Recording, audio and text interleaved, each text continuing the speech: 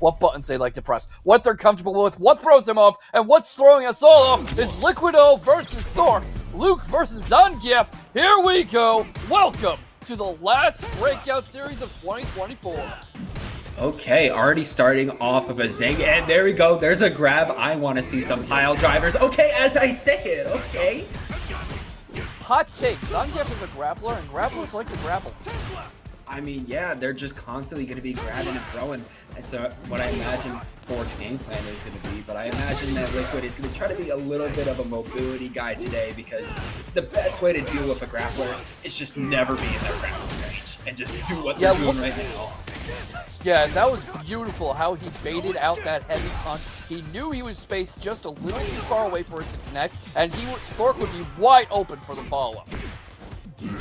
Oh, but here we go. Thork is coming in here. Even with the depleted drive, they're still trying to come in and try to at least balance this life lead. Thork's having a bit of trouble with the distance so far. You see him doing a good job of spacing out those sand blasts, but you've seen him whiff a few times off, just being a little early, a little too far back. Doesn't matter that time, though. There we go. After pretty much blocking that super that came out there by Liquid, able to just make a nice little 1-2 to get that first dub. Yep, and already a very close fight. You see Liquid doing it again, baiting out the whiff and immediately punishing it. Thork is getting caught pressing over and over. I don't know if he's getting too eager or if his patterns are just being predictable. Yeah. Ooh, okay though. Looks like Liquid is starting to get some nice hits in there. Good anti-air. Rushing in with a drive rush. Grapples the grappler.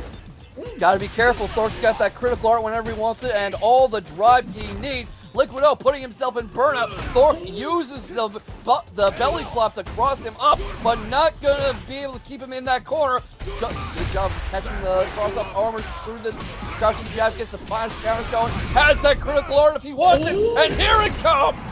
Oh, what a way to take the first game. Absolutely beautiful. I saw that drive impact go off successfully from Thork there, and I already knew that devastation was going to be coming onto the screen. Getting that first point for the Zangief. Just like in real grappling, it's all about setting your opponent up. It's about getting them off balance. It's about throwing off their guard and making sure you're attacking from a direction they're not anticipating. So you really saw Thork do a beautiful job there of setting up his critical art. No, absolutely beautiful. You saw there from the drive impact, the drive rush, just waiting for that perfect moment for Liquid to be kind of just not knowing what to do next, little space in their mind to just instantly rush in, get all the setup they needed, and then like, okay, we're ready for a level 3. We're going in there, we're getting that W. And that's exactly what Thork did. Amazing stuff. But of course, Liquid still has a shot. They had some nice setup with Luke, a lot of anti-airs, a lot of nice rush in, some nice supers too, but they need to go all the way. Yeah, you could see Liquid also hesitating a little, or maybe Thork was just doing a great job of throwing him off and finding opportunities to punch. And the thing with Zangief is you only need to slip up once. He's not going to give you a second time. No, he's not. After 1 or 2 good grapples and good throws, yeah, no, that's going to be it. Zangief is just one of those types of characters right now that can just get in there, get the grabs, and pretty much get the W from there, or just try to go in with a drive rush to set you up for one of their grapples too. It's all about that, and that means that Liquid with Luke has to play a lot of either keep away or mix-ups. Yeah, and Liquid not the kind of guy who likes to play keep away. I was talking about player mentality and player matchups before we came in tonight, and you see that a lot with Liquid. Oh, he's not the kind of player who hangs back and chips you to death. He's getting right in your face, standing and trading, which is admirable and fun to watch. But against Thork's Zangief is a quick way to land in trash. Exactly. It's just a matter of what they're going to be doing, knowing that matchup. But I feel like Liquid can inch it out if, as you were saying before, they don't like to keep away that much. Just kind of, okay, seeing what's going on here. Yeah, it seems like they are a little held up, but we might go back into it. That's interesting, this Dhalsim coming out. I think he's warming up to what you were saying. Dhalsim's a great pick for the keep away and the mix-ups and the brain destroyers. So Liquid might be going for something here. More of the ranged approach. As you can already see, doing a very good job of just pinning Thork in place. Yeah, beautiful Yoga Flames right there. It really is that fusion of keep away and mix up from Dhalsim, and that's exactly what's already being set up here a little bit.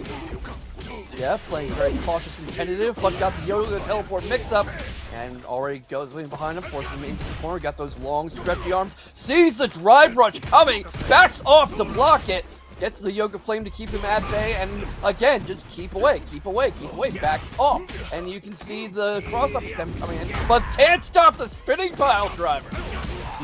That spinning child driver did so much, but it's not enough for that combo to come out from Liquid and take that first win. You saw especially their K-Box with those teleports. That was just some insane mix-up potential that they always kept Thork on their toes. Yeah, and you can see Thork's much more aggressive opening to keep Liquid from having any opportunity to do those mix-ups again. Just getting right in his face, rushing in, the supers come out, goes for the grab, Liquid sees it coming, Yoga teleports out of danger, puts him in the corner, gets a throw of his own off. Will he go for a throw loop? He won't, but keeps him stuck in there, turtling up, unable to keep Thork in there forever. Now what's he gonna do? Oh, that's definitely the question. Thork's trying to play it safe, rushing in, dry rushing. There we go, tying up the score right now. They don't let Liquid doing anything. They saw how Thork put Liquid into a bit of a bad situation, and now Thork wants to come back for some revenge. He's coming back to that Yoga teleport mix-up again and again. Sets up the grabs with it, sets up these quick combos, gets that throw off again, and just having all the success in the world with this round. And that's a lot of space to try to cross with that drive rush. Gotta wonder what he was thinking there. But it's okay, you know, Liquid has a lot of space. So, oh my goodness! Whoa! Oh! That read! He saw that coming from Kalamazoo! That was just an absolute read. You saw that overdrive pretty much sending Thork around the world. But Liquid was like, nah, I'm just going to come in for an overhead from the jump and just get a nice combo. And already looks like Liquid just wants to run away with it. But a DI! Again, being this close to Thork when he's warmed up, and that's a lot of drive, but not anymore. Puts himself in burnout, fighting a little like Noah the Prodigy, gets crossed up through that big, meaty, heavy punch. The Yoga teleport steps there again. Liquid, trying to keep him penned in, gets the anti-air, sees that punch coming from left field, and not gonna let him press anything, putting himself on set point with practically a rush down Dhalsim. Oh my goodness, that was inspirational from Liquid. And look at it, we're keeping it going. Nice anti-airs, nice Yoga Flames. Just keep it going, keep Thork away, make sure they can't grapple you. Even with this drive rush, they're just kind of feeling each other out a little bit.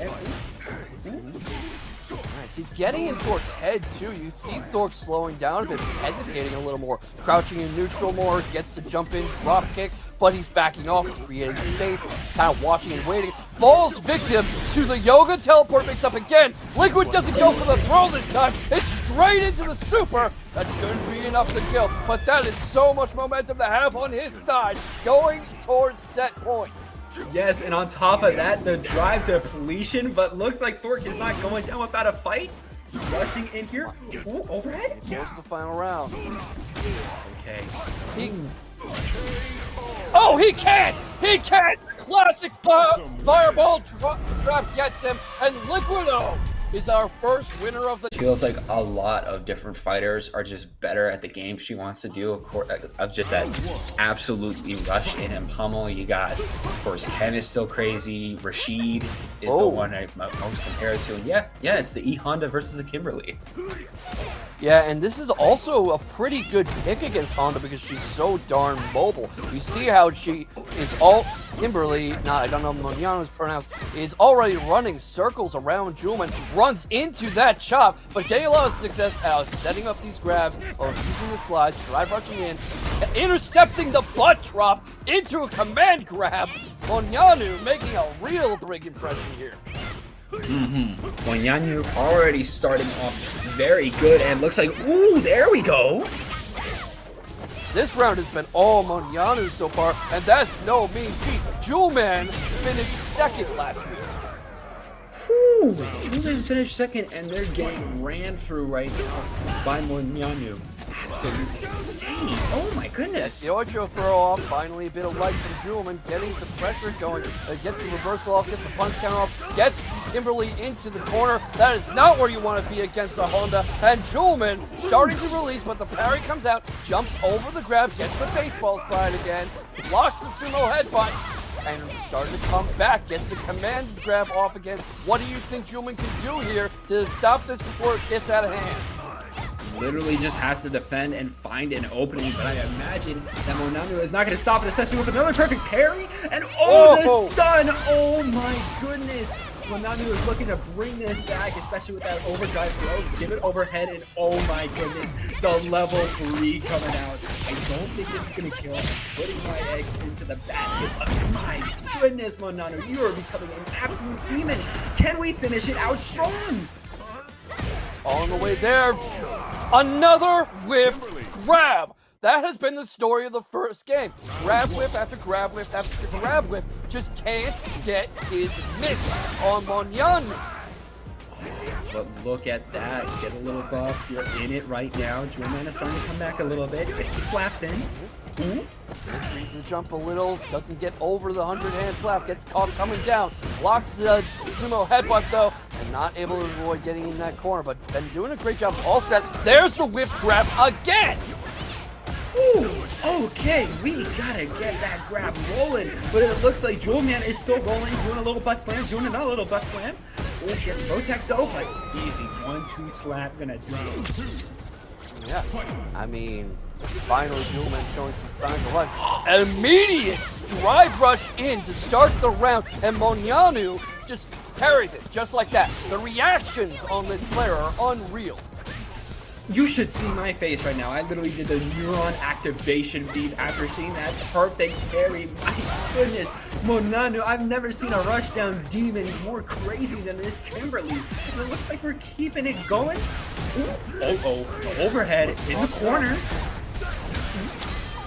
Oh, and the stun literally turned around on them. Yeah, Jewelman has that level 3 if he wants it, and plenty of room to use it. Goes into critical R now, but that's so little health left, and gets the super of his own. Is Moñañu about to put himself on set point against the second place finisher. Jewelman is just clinging for life. I know he's not in danger of elimination yet, but he's not fighting like he belongs in the same ring as Moñañu.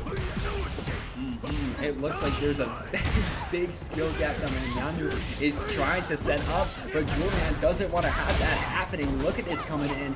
Even if they get DI knocked back, it's not a complete DI, so it's okay. They're fine. Even if they're in the corner, look at that. Throw, escape, coming in with the drive rush. Moñañu's parries are unreal. They're coming out again and again and again. And I've been talking of the Shin Yi Tai Trinity. Mind-body technique, and with these reaction times and this ability to parry on frames of notice, Moñañu is all tie, all body. They're just absolutely locked in. Jewelman, they're able to get this though. There we go, 1-1, tie the set. Jewelman starting to cool down a little bit more, kind of reading more what Moñañu wants to set up. That was interesting. Went for what looked like the grab right off the round start. Probably anticipated some kind of rushdown attempt, but Moñañu has been playing on the back foot to start off and only really revs up the engine after the initial exchange. Gets a throw loop going. Is he going to go for another one? He doesn't. Keeps Jewelman on the back foot, but misses the combo, drops the combo, finally gets out of the corner, gets the butt slam going, but the hard knockdown reversal into punch counter, and Moñañu's on set point again. Oh my goodness, Moñañu can try to run away and steal this win away from Jewelman. And there we go, immediately starting missiling. Nah, I'm just gonna perfect parry into my overdrive throw, and we're already getting it into the corner again. Jewelman just can't catch a break, but maybe this is the break they need. Getting those slaps, throw escape, but it's fine. Oh my goodness! countering, a counter, and Moñañu throws it back into the corner, eats the sumo headbutt, backs away from the drive rush, spaces it out, gets away from it, gets it back in the corner again. Jewelman techs the throw, gets the butt slam going, gets him in the corner again. Here comes the drive rush, here comes the charge up. Level 3 if he wants it, plenty of drive. Is he going to be able to reverse the momentum here and force a final round? We'll have to see. Both of them have level 3. Critical R from Moñañu now, not going to get a chance to use it. The punishment's piling up. Oh my goodness, look at this right now. Moñañu, they're literally on a thread, and that is not going to be thankful to them getting wall stunned after that DI. Definitely not what they want to see. And here we go. Last game, last round, last match, last everything. Jewelman finally catches Moñañu with those early drive rushes. Nobody can parry forever. You have to be right about the interactions that matter. You can't be right about every single one. Eventually, the pitcher's going to blow one past you, and Moñañu is in for a world of hurt in the ring of fire as Jewelman is setting himself up for the win. A pixel of life left, but one interaction away, and the bear hug does it. Closing out the set with a perfect Jewelman win. My goodness. We started talking about needing anti-ruffian technology, but SilverRupee, a representative collegiate FGC, shout-outs to them and to their work that was recently on TNS with their finals of their season. What do you think of the Ed versus Blanka matchup as Ruffian starts showing why he's the multi-time champion? I mean, recently we got Ed toned back a little bit. I still remember when that patch came out and everyone was filing those applications for employment at McDonald's. But I haven't really seen much of Ed since then, so this is going to be my real tester on how Ed is feeling right now. And it looks like, you know, they still got something going. Able to get the perfect parry. There we go. OD setup in the corner. Yeah, I mean, Ed is at his best when he can fight as a boxer, and I know that sounds like I'm just doing word salad, but you see a bit of an outboxery style here with SilverRupee, where he's baiting out his punch, he's catching Ruffian coming in. That was a beautiful uppercut as Ruffian charged in, and, you know, you're not allowed to jump into the air like that in boxing, I think, but you see the principles in action. Yeah, no, you can see it. I just love how the sport of boxing is just perfectly translated into SilverRupee's game.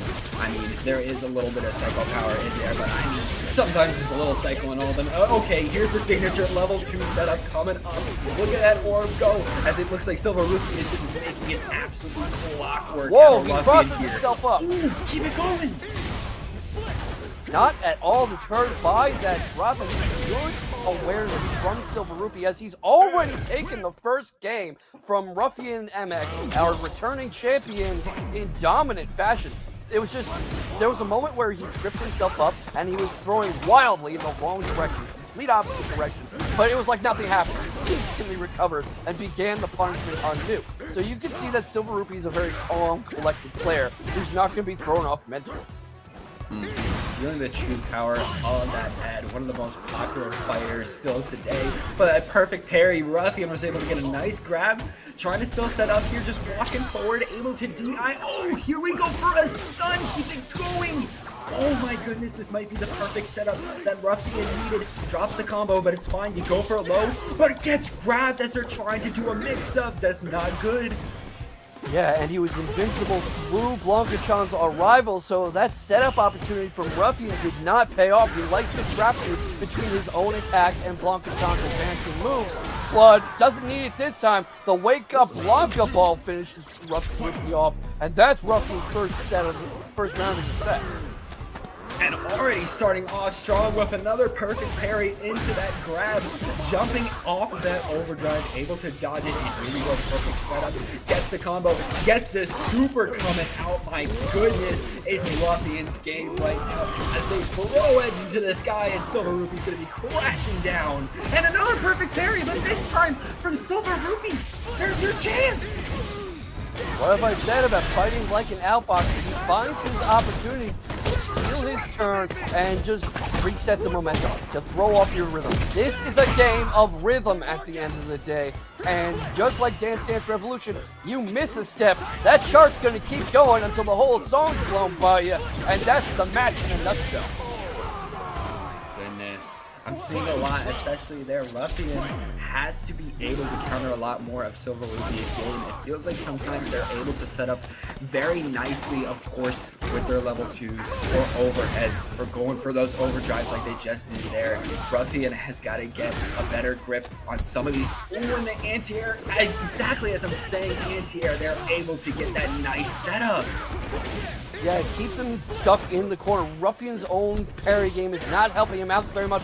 Can't tech that grab, can't get out of the corner, can't wake up from the psycho strings. Here comes the super, and that is going to do it. That's dropped, but the crop is there, and Ruffian goes down. Who the heck is SilverRupee? Because he just ran 6 months ago, but actually, no JP. Never mind, no JP. We have Jamie. Now Jazdero's on the Bison, and that is Jedyo, who I think is TAS, on the Jamie. Jamie's another beneficiary of the recent balance patches, because for a while he was seen as unplayable, but he's getting a lot more love again now. I'm excited to see some of this love. Again, one of those characters that can be known as more of a rushdown-centric mobility type of character. Don't see it much because other fighters just do it better, even Kimberly. But look at this. TAS is showing just how strong Jamie truly is. Maybe trying to go for a perfect coming out here. No, but it's fine. Get one. Here comes that same oppression I was talking about. Jazdero not wanting to let him have a turn. Backs off wisely, sees the jump coming, sees it coming down, doesn't want to give TAS enough space, but forced backwards, only a little bit of help. Doesn't need much. Gets the EX scissors off and puts him back in the corner again. You see what I'm talking about as he gets the stun, which leads into the kill.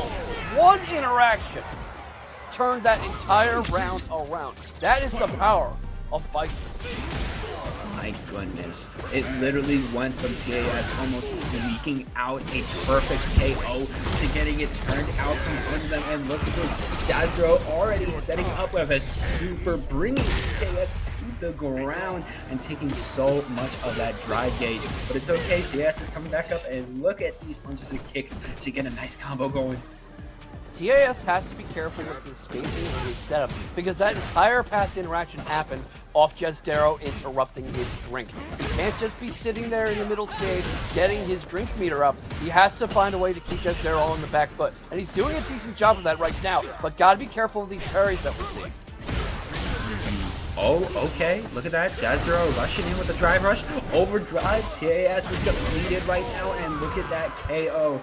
Jazdero able to get their first win, showing the true strength of this M.Bison. TAS though still has a chance, just needs to squeak out a reverse sweep to show just how strong this Jamie is. Already starting off strong with some punish counters. Yeah, and if any night is going to be the night for reverse sweeps, it's tonight. We've seen a bunch of them happen. We've seen a lot of upsets happen. We just saw one happen with Ruffian versus SilverRupee. And I think we can all agree that's not actually Herbal Tea, right? I think we can agree on that. Yeah, look I know. How they get going. Yeah, TAS just kind of keeping him back, trying to play a little patient. Block. Oh, wow!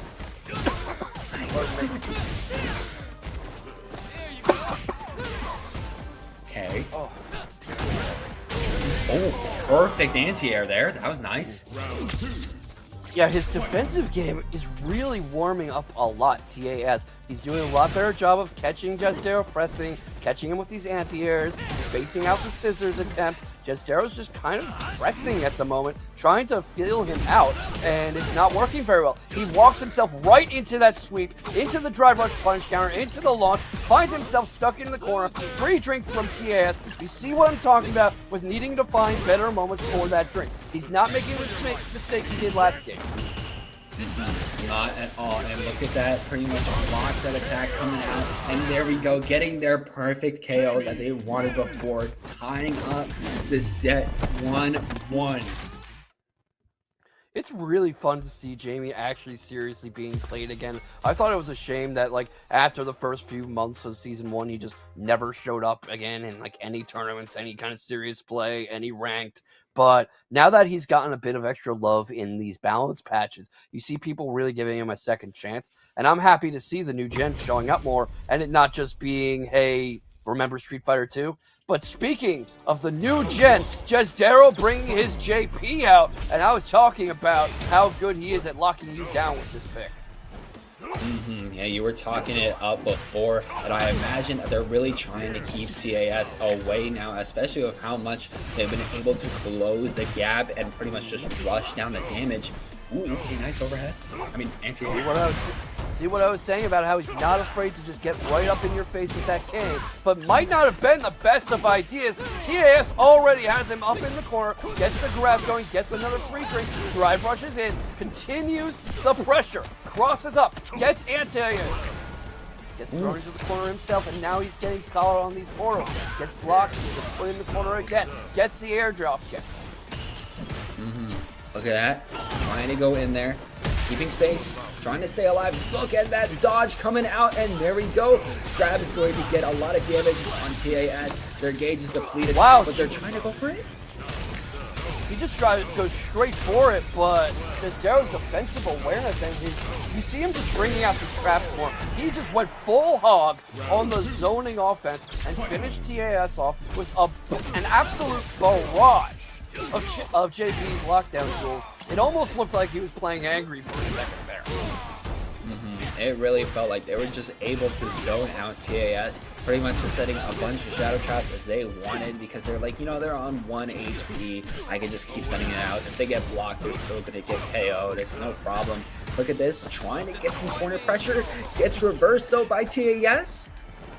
You see TAS having a lot of luck setting up throws because Jazdero does play pretty defensive, and he's good at consistently blocking the combo strings that TAS throws out. So TAS lets that happen and sets up the throw. But right now, he's not going to have any chance to do that. TAS is in a world of danger. That's not quite going to kill, but that is a dangerous spot to be. And Jazdero's already on set point. Goes for the install again, but it's not going to do him any good. Both of them in burnout now. And that's it.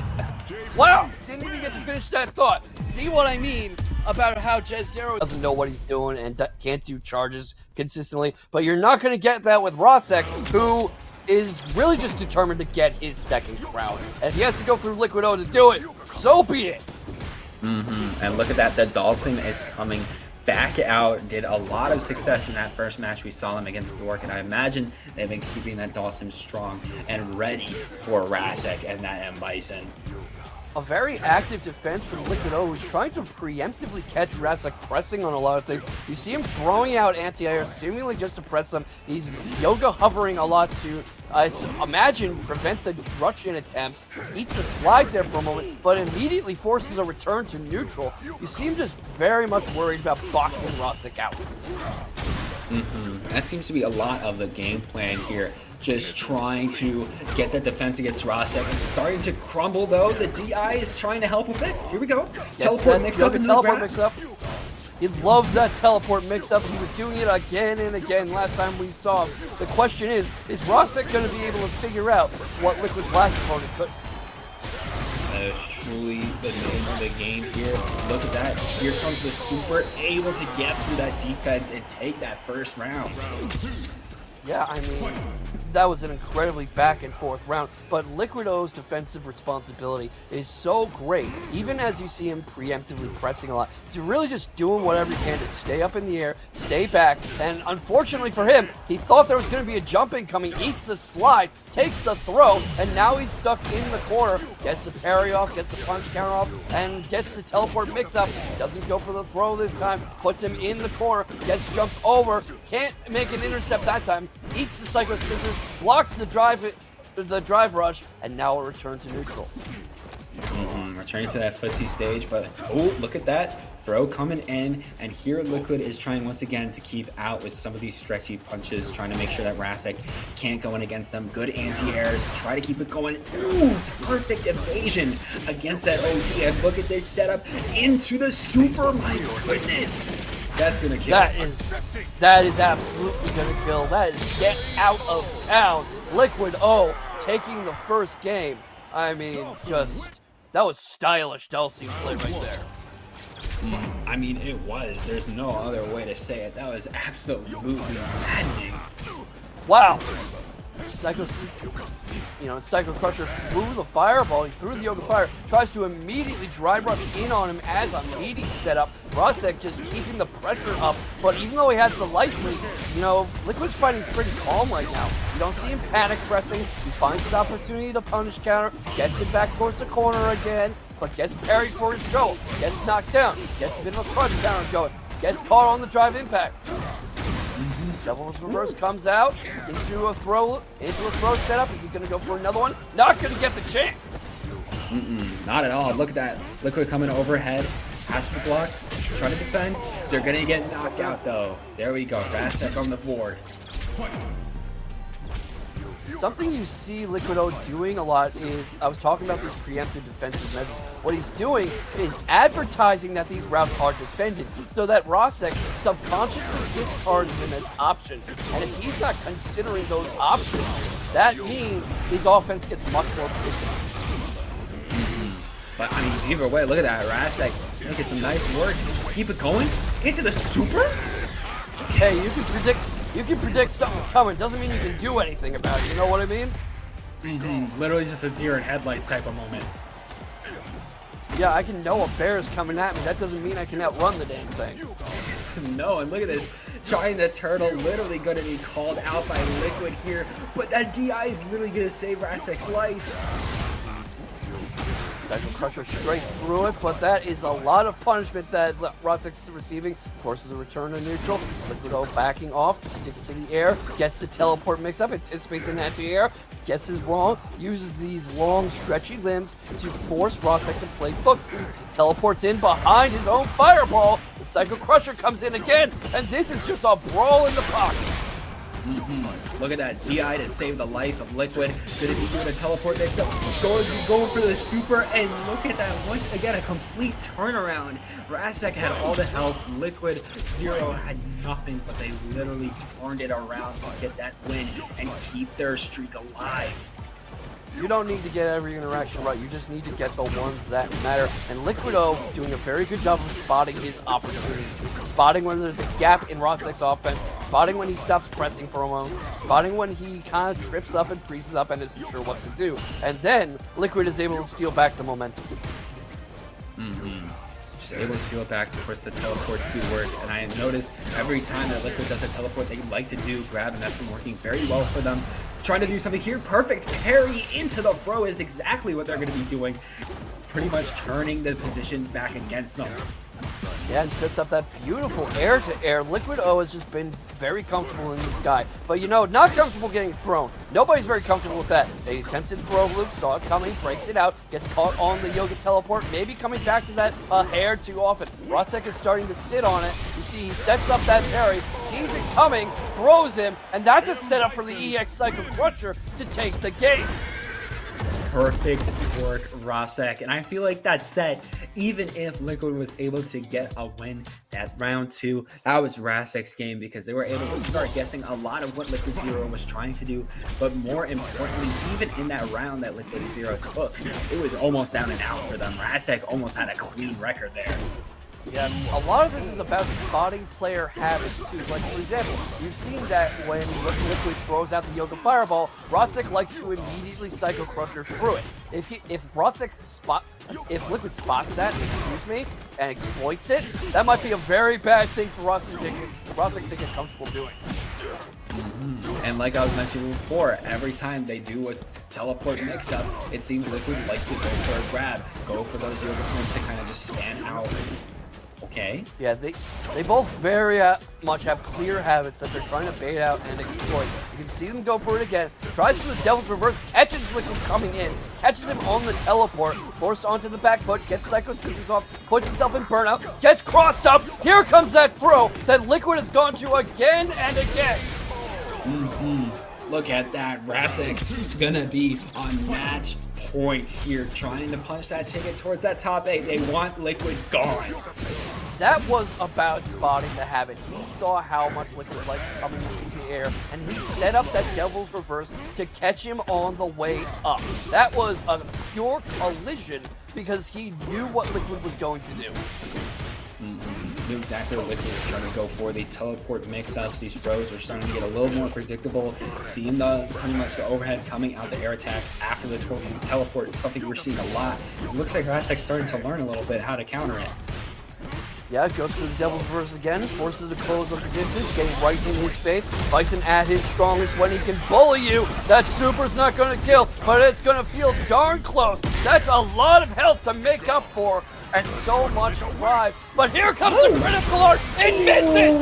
It misses! What a bad idea from Liquid O, and the disastrous interaction. I'm excited to see it, and here we go from Manon. Okay. Bit of a grappler versus grappler, judo versus sumo. What do you think of this matchup? Don't really see it a lot. I mean, the grappler versus grappler, they're most likely trying to be thinking in that same mindset. It's just going to be those character differences that are going to be, you know, making that difference. Different characters make a difference. That is a stunning insight here on Breakout Series. I mean, yeah, different characters are going to make a difference, but even just those same roles, each one can do something different, and that's exactly what we're going to be put on full display yet again, as already Jewelman is on that back foot, as ZombieAzteka is making quick work of them right now, and another combo in the corner, keep the corner pressure going. He knows when Jewelman's going to try to jump in, and he has that air-to-air ready every single time. And Jewelman just hasn't had an answer for it. It's like he's playing 5 moves behind. But, I mean, either way, they're already going for some overdrive throws, so, you know, it's fine. They're going to be okay. And of course, ZombieAzteka already with the 4 medals. Don't know why I call him a Blanka player. Clearly the Manon. I have seen this freaking Manon before. I do not know what is wrong with me, chat. I should probably go off into the Siberian wilderness and never return. But it looks like Jewelman's trying to send them over to Siberian wilderness too, because it looks like we're tied a little bit. Yeah, ZombieAzteka tries a preemptive grab, not going to get anything doing there, but doing some good work off these jabs. Keeping Jewelman on the back foot, sets up this command grab, has the level 3 if he wants it, 5 medals, full drive, not full drive anymore, keeps him stuck in the corner, and this is where you don't want to be against a Manon. Jewelman puts himself in burnout to escape, but sent right back into the corner, and this is painful. Ooh, look at that. Gonna send them down. Look at that. ZombieAzteka already taking that first win to take it. Takes the win to take the win, yes. I am repeating myself a lot today. It happens to the best of us here on the last Breakout SF6 tournament of the year. There's been a lot of Street Fighter 6. Nobody can blame you. Yeah, for real. One of the years of all time, gotta tell you. Every year there has ever been, 2024 was certainly one. I mean, a lot of good stuff came out, not only from the... Oh, wait. Oh, my goodness. Speaking of good stuff. Speaking of good stuff. ZombieAzteka's reads tonight have just been incredible. That level 2 really saved them against Jewelman there. Not only saved him, put him on set point. Perfect, and look at that. Look at the momentum that ZombieAzteka is keeping against Jewelman here. Not even that DI is going to stop it. Gets that nice grapple, keep it going, but ooh, the DI counter. Yeah, but it's Jewelman going to be able to make up for the lost momentum so far. This is a game about... Oh, that was interesting! Drive rushes in, doesn't go for an immediate attack, jumps over ZombieAzteka to mix him up. ZombieAzteka uses his own special move to get out from under the butt slam, but not enough. Still caught on the back foot, Jewelman with all the momentum to get the finish. It really answered your question right there, K-Box. It looks like Jewelman was able to make it back after that. Yes. Look at that. It looks like ZombieAzteka doesn't want to take that for an answer. Went around the world, parries that super. Oh, goodness. Knew it was coming. What can I say? And here comes a super of his own and gets the ballet going. This might be the end. No, not it's quite. not. 1 pixel left, and now it's the end.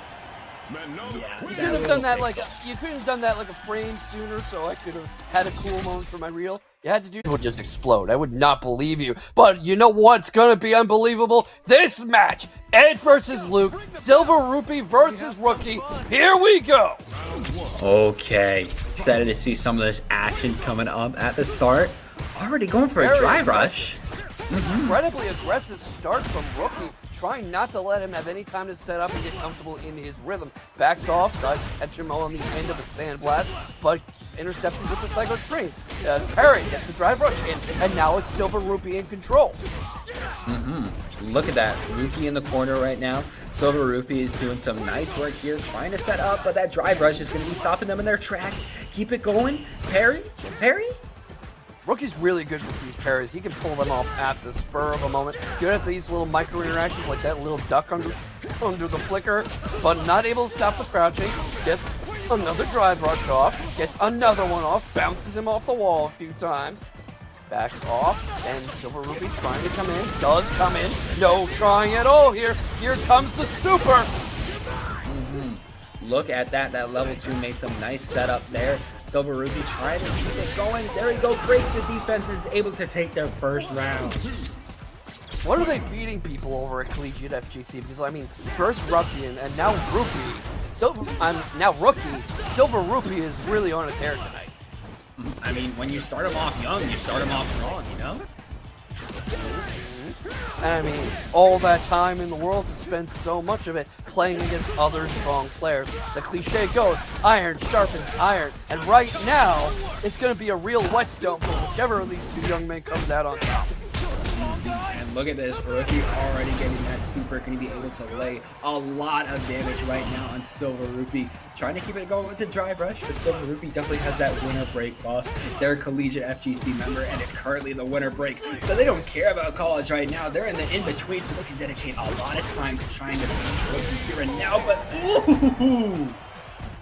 I have a hot take for everybody in this tournament. You don't win Street Fighter 6 by running out of health. That's crazy. I know, big if true, right?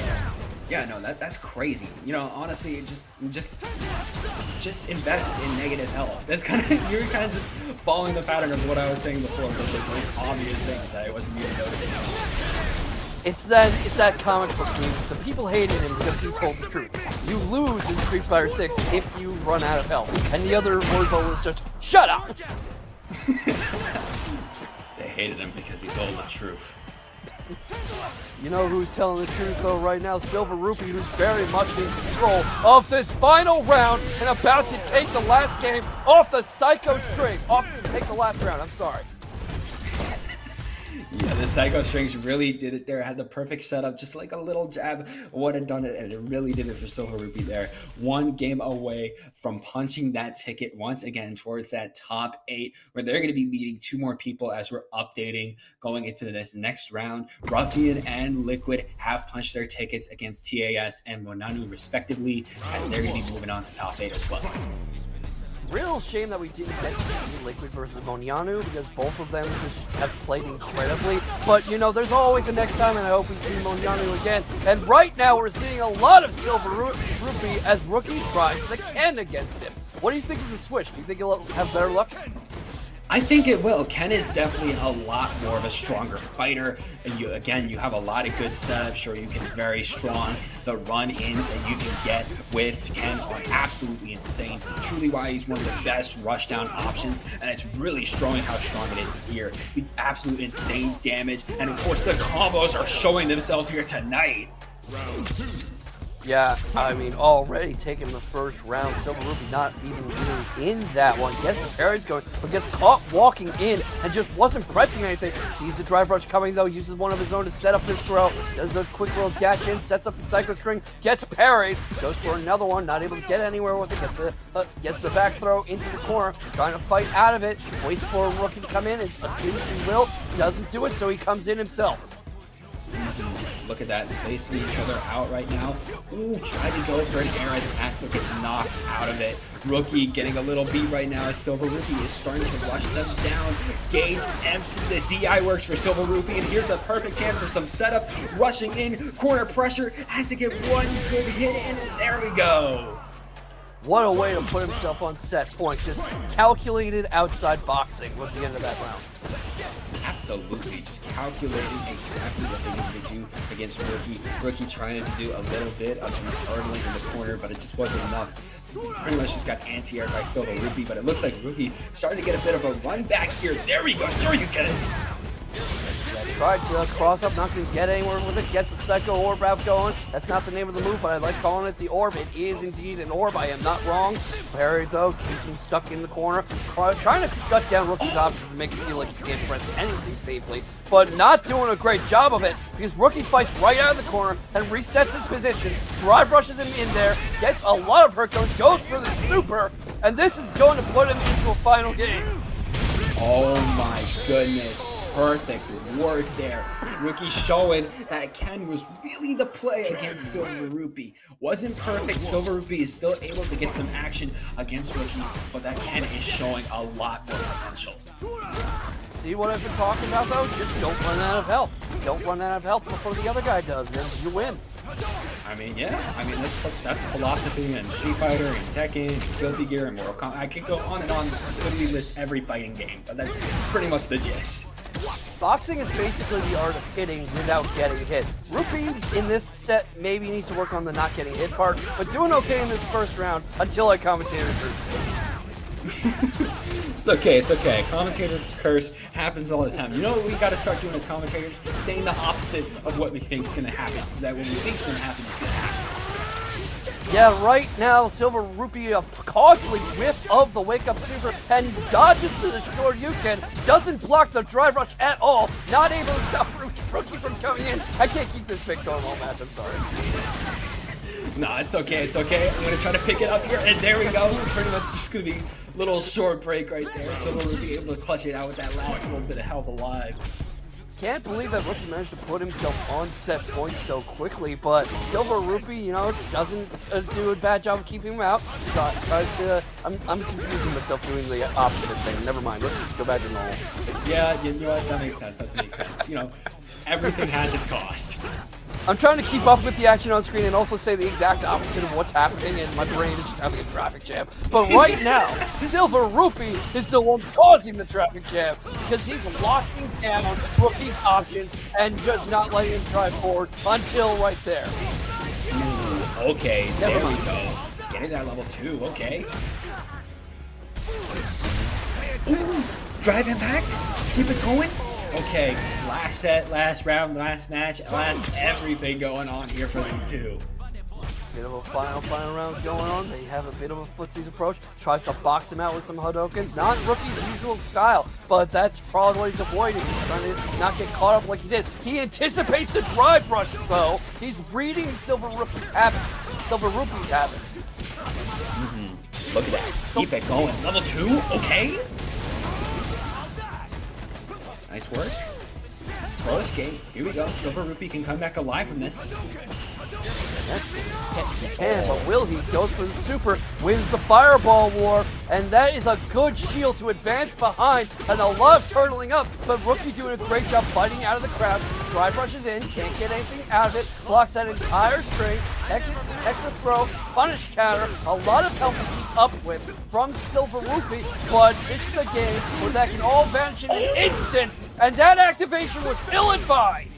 Psycho string canceling that super, and the OD is going to do it. SilverRupee punching their ticket once again to that top 8 after that insane M.Bison mirror. And hey, look, I predicted it. You're right, mirror match.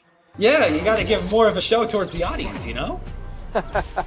And of course, I would not be surprised if this doesn't work out. We see Jazdero switch back to the JP. Right now, Rasec with a very fast start to the round. Welcome to the next match. Welcome to more Breakout Street Fighter 6.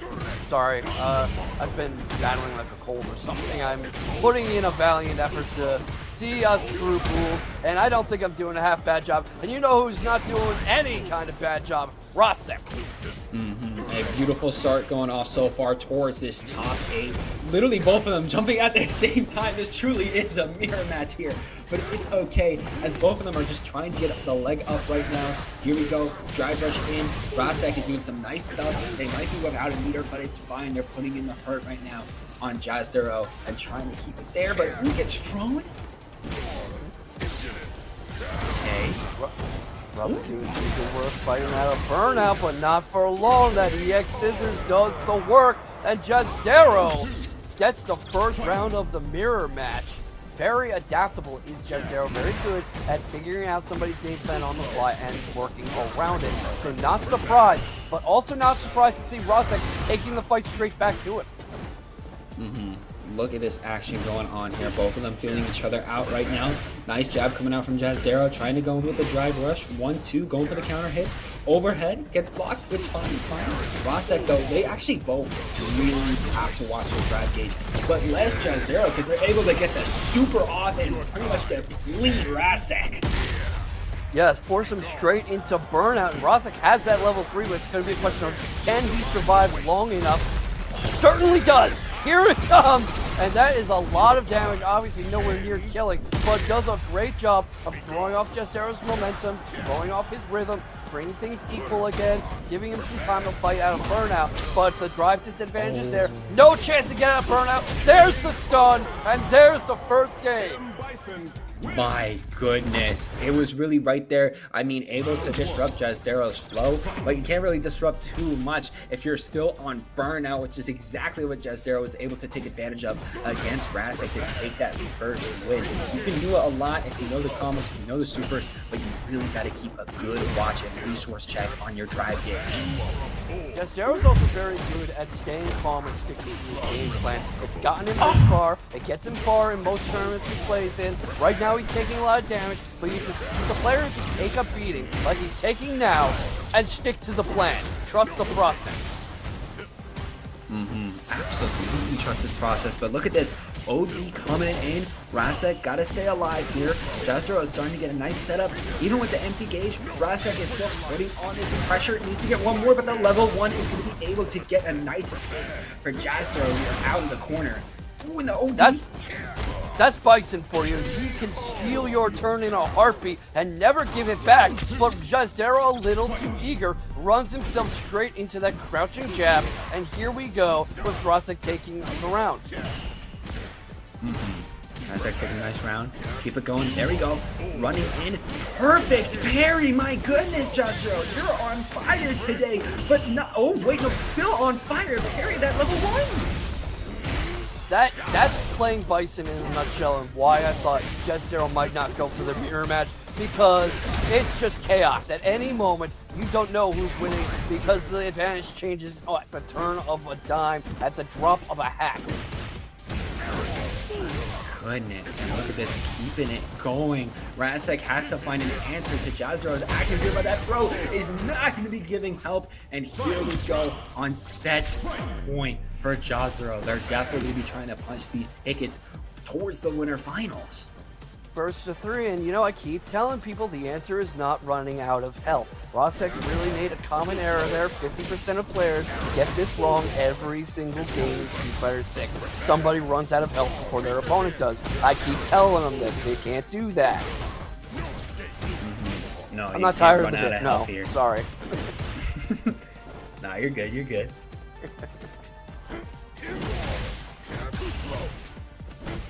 I know who is fighting tired, though. Jazdero trying to cling through burnout, gets the air-to-air, gets the throw going, forces Rasec into the corner, reads the drive rush coming in and punishes it, and that is a lot of hurt to put himself onto the third game.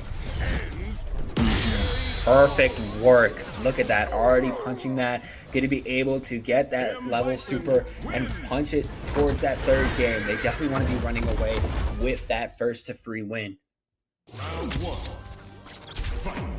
And we'll see what adjustments Rasec can make here, because staring down the barrel of 2-0, obviously he would just go down to losers, the tournament would be fine, but this is not the performance you want to put in if you're the returning champion. So what do you think you could be doing differently? It really is just, ooh, okay, I was about to say it, but it looks like Rasec is just going to be putting my words onto paper, literally just calling out a lot of what Jazdero likes to set up. You saw able to take advantage of the DI and trying to play a little more safe as they were trying to rush in there with the drive rush, but as you saw that level 1 super coming out from Jazdero was able to take advantage. You just got to play a little more defensive against it. Yeah, maybe play a little more defensive, but the problem with Bison is he doesn't do very well on the back foot. forced into the defense. You have to play a very active, smothering defense where you are stealing your opponent's turns, not just finding something to punish. Absolutely, absolutely. Okay. Yeah, like see here, you know, Jazdero goes into burnout, and Rasec is straight on the attack because he knows he can force Jazdero to turtle up, and that is where Bison fares very poorly. Fighting very admirably off a sliver of health, drive rushes in, Jazdero can't do anything about it, Rasec with a literal 1 pixel comeback. Goodness, literally one little hit from Jazdero would have done it, but Rasec kept themselves alive and kept themselves in such a nice spot, advantageous spot to be able to clutch out that win. Looks like Jazdero is not taking that lightly, but here we go, Rasec's starting to come back in with this drive rush and they're keeping it going.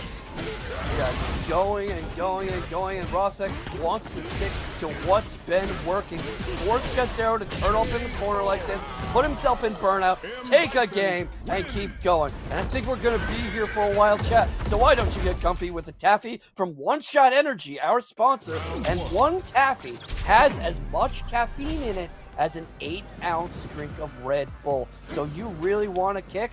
Try some One Shot. My goodness, that really is one shot with how much caffeine's in it. Yeah, if you have a sensitivity, I would maybe watch out. But you know, tasty.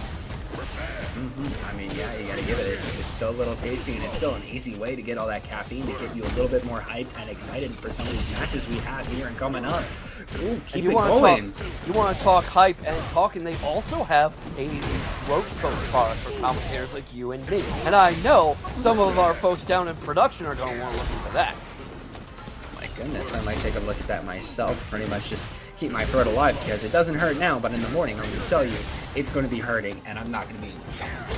You can probably tell from like the constant coughing and clearing my throat that mine is killing me, but not killing me as much as Rasec is killing Jazdero. That was a brutal throw loop to close out the round, and he's fighting like the champion he is. Look at that, keep it going. Jazdero trying to keep the champion and then alive though, trying to make sure they can try to usurp Rasec, trying to keep it going. Ooh, nice. Look at this, corner pressure, the OD, able to throw them up into the ground again. Yeah, and the meaty game is so impressive. Gets in wall splatted with the crush, gets the perfect KO, gets the cycle crusher, has level 3 ready if he wants it, and on set point off the perfect. And this is a final round to either keep Rasec in winner's side of the bracket or to move Jazdero on ahead to winner's finals. And here comes that level 3 I was talking about. Okay, here we go. Level 3 putting nice work already for Jazdero. Gonna be able to keep it further. Nice corner pressure. They're starting to set up. Ooh, but it gets turned around. Beautiful setup. The Cycle Crusher straight into level 3. I mean, there's nothing you can do when you get caught that clean. Championship work. Absolutely. But look at this. Keep it going. Jazdero is coming back alive strong. Back to the corner saying, nah, I want this pressure and I want to keep it going. Nice throw. Gonna be able to set up with the bomb, and there we go. That one little kick is going to do it. And here you go. Jazdero able to clutch out that wins or those psycho strings. But then when they want to come in, they come in hard. So if it's going to be anybody, I feel like SilverRupee is going to be the one to take advantage of it. They still got the college high right now, and they're going to keep it strong. You know, here's a question. I think ZombieAzteka hopes that SilverRupee's finals went well, because if not, that's a lot of stress to take out all over ZombieAzteka's face. Oh yeah, no, I imagine that their finals went well, and you know what, this might either be a stress reducer, or it might just be a victory tournament they're trying to run away with. It could be either or, honestly. Yeah, that's actually true. I mean, do you want somebody who's coming in hyped from a great semester or angry from a bad one? That seems like you're just picking your poison there. But look at those parries from ZombieAzteka, and you see what I was talking about with SilverRupee, not able to keep Azteka out forever. Oh, that was beautiful. Lands straight into the command grab from that air-to-air. Beautiful work. Trying to keep the corner pressure. Definitely has to focus more on anti-airs, I feel, a little bit. You see a lot that ZombieAzteka is just flying in the sky, and if SilverRupee is able to take advantage of it like they've done with other fighters, I feel like that's the key to success here. But ooh, drops it though. look at this work that ZombieAzteka is doing in changing Rupee's eye levels. He will go for a jump in or a cross up, and then he'll go for a crouching kick or some kind of sweep. Then he'll go straight into a grab. He'll set something up with mids. He'll get the throw loops going. And what he's doing is keeping Rupee from finding his rhythm, finding his tempo, getting comfortable, and finding a pitch he can sit on. Absolutely. I mean, you saw there literally just that one combo did it, able to get that 100 to 0 basically for ZombieAzteka, but it looks like SilverRupee is starting to learn their game a little bit. Here we go, the level 2 setup is already going. Watch the little forward, get the throw, and here's time for corner pressure coming out from SilverRupee. Yeah, you see those flickers come out just to prod a little. That's a raw super that misses from a mile away, right in SilverRupee's face, and costs Azteka the game. A wonderful read from SilverRupee to be standing that close and be able to neutral jump over the super grab. My goodness, yeah, that raw super definitely did not do ZombieAzteka any favors, and you saw how SilverRupee started that Russian, started that oppression, pretty much from that anti-air. Do the anti-airs against ZombieAzteka, you're going to be going in for glory. Yeah, catches him coming in with that fireball though, and you see the eye levels again, you see the sweep again, you see these jabs coming in again, and catches him on the way down with another sweep. Perfect work. Trying to rush in. There we go. Perfect anti-air. We were talking about anti-airs. I mean, yeah, that's really the end of the game. You see how much ZombieAzteka is really jumping against SilverRupee. And there we go. The perfect DI placement. There we go. Yeah, it just gets him right back in the corner again. In burnout, only has 2 medals. I was talking about that, how Rupee's going to want to keep Azteka from comfortably building up medals, and right now he just can't get them together. No, literally just getting countered every second right now by SilverRupee, pretty much being like, no, you're not going to be able to set up medals or anything, trying to get combos, nothing, because look at this, Psycho strings into this nice OG combo, keeping it going all the way to the corner. Can we get some more Psycho power in it, trying to go for maybe a Psycho orb, as you said? No pro escape though. He gets some good defense going, but not enough to stay out of the corner. Rupee throws himself into burnout, but here comes the super. You don't need drive if you get the super off, and if you have this kind of health lead, takes the second game with a perfect KO. That is a 2-1 right now in terms of perfect KOs coming out during this set. Both of these fighters showing how strong they are, but SilverRupee is really trying to show how much stronger they are than ZombieAzteka. To be honest, SilverRupee is becoming my favorite to take the whole thing tonight. You know what? I'm not gonna lie. I'm feeling the same way.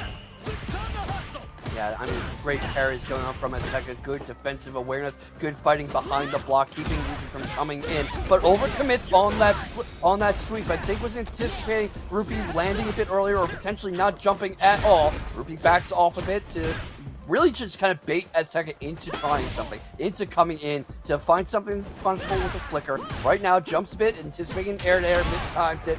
Oh, but Azteka lands himself right back in the corner. Do you think that was a strategy or just happenstance?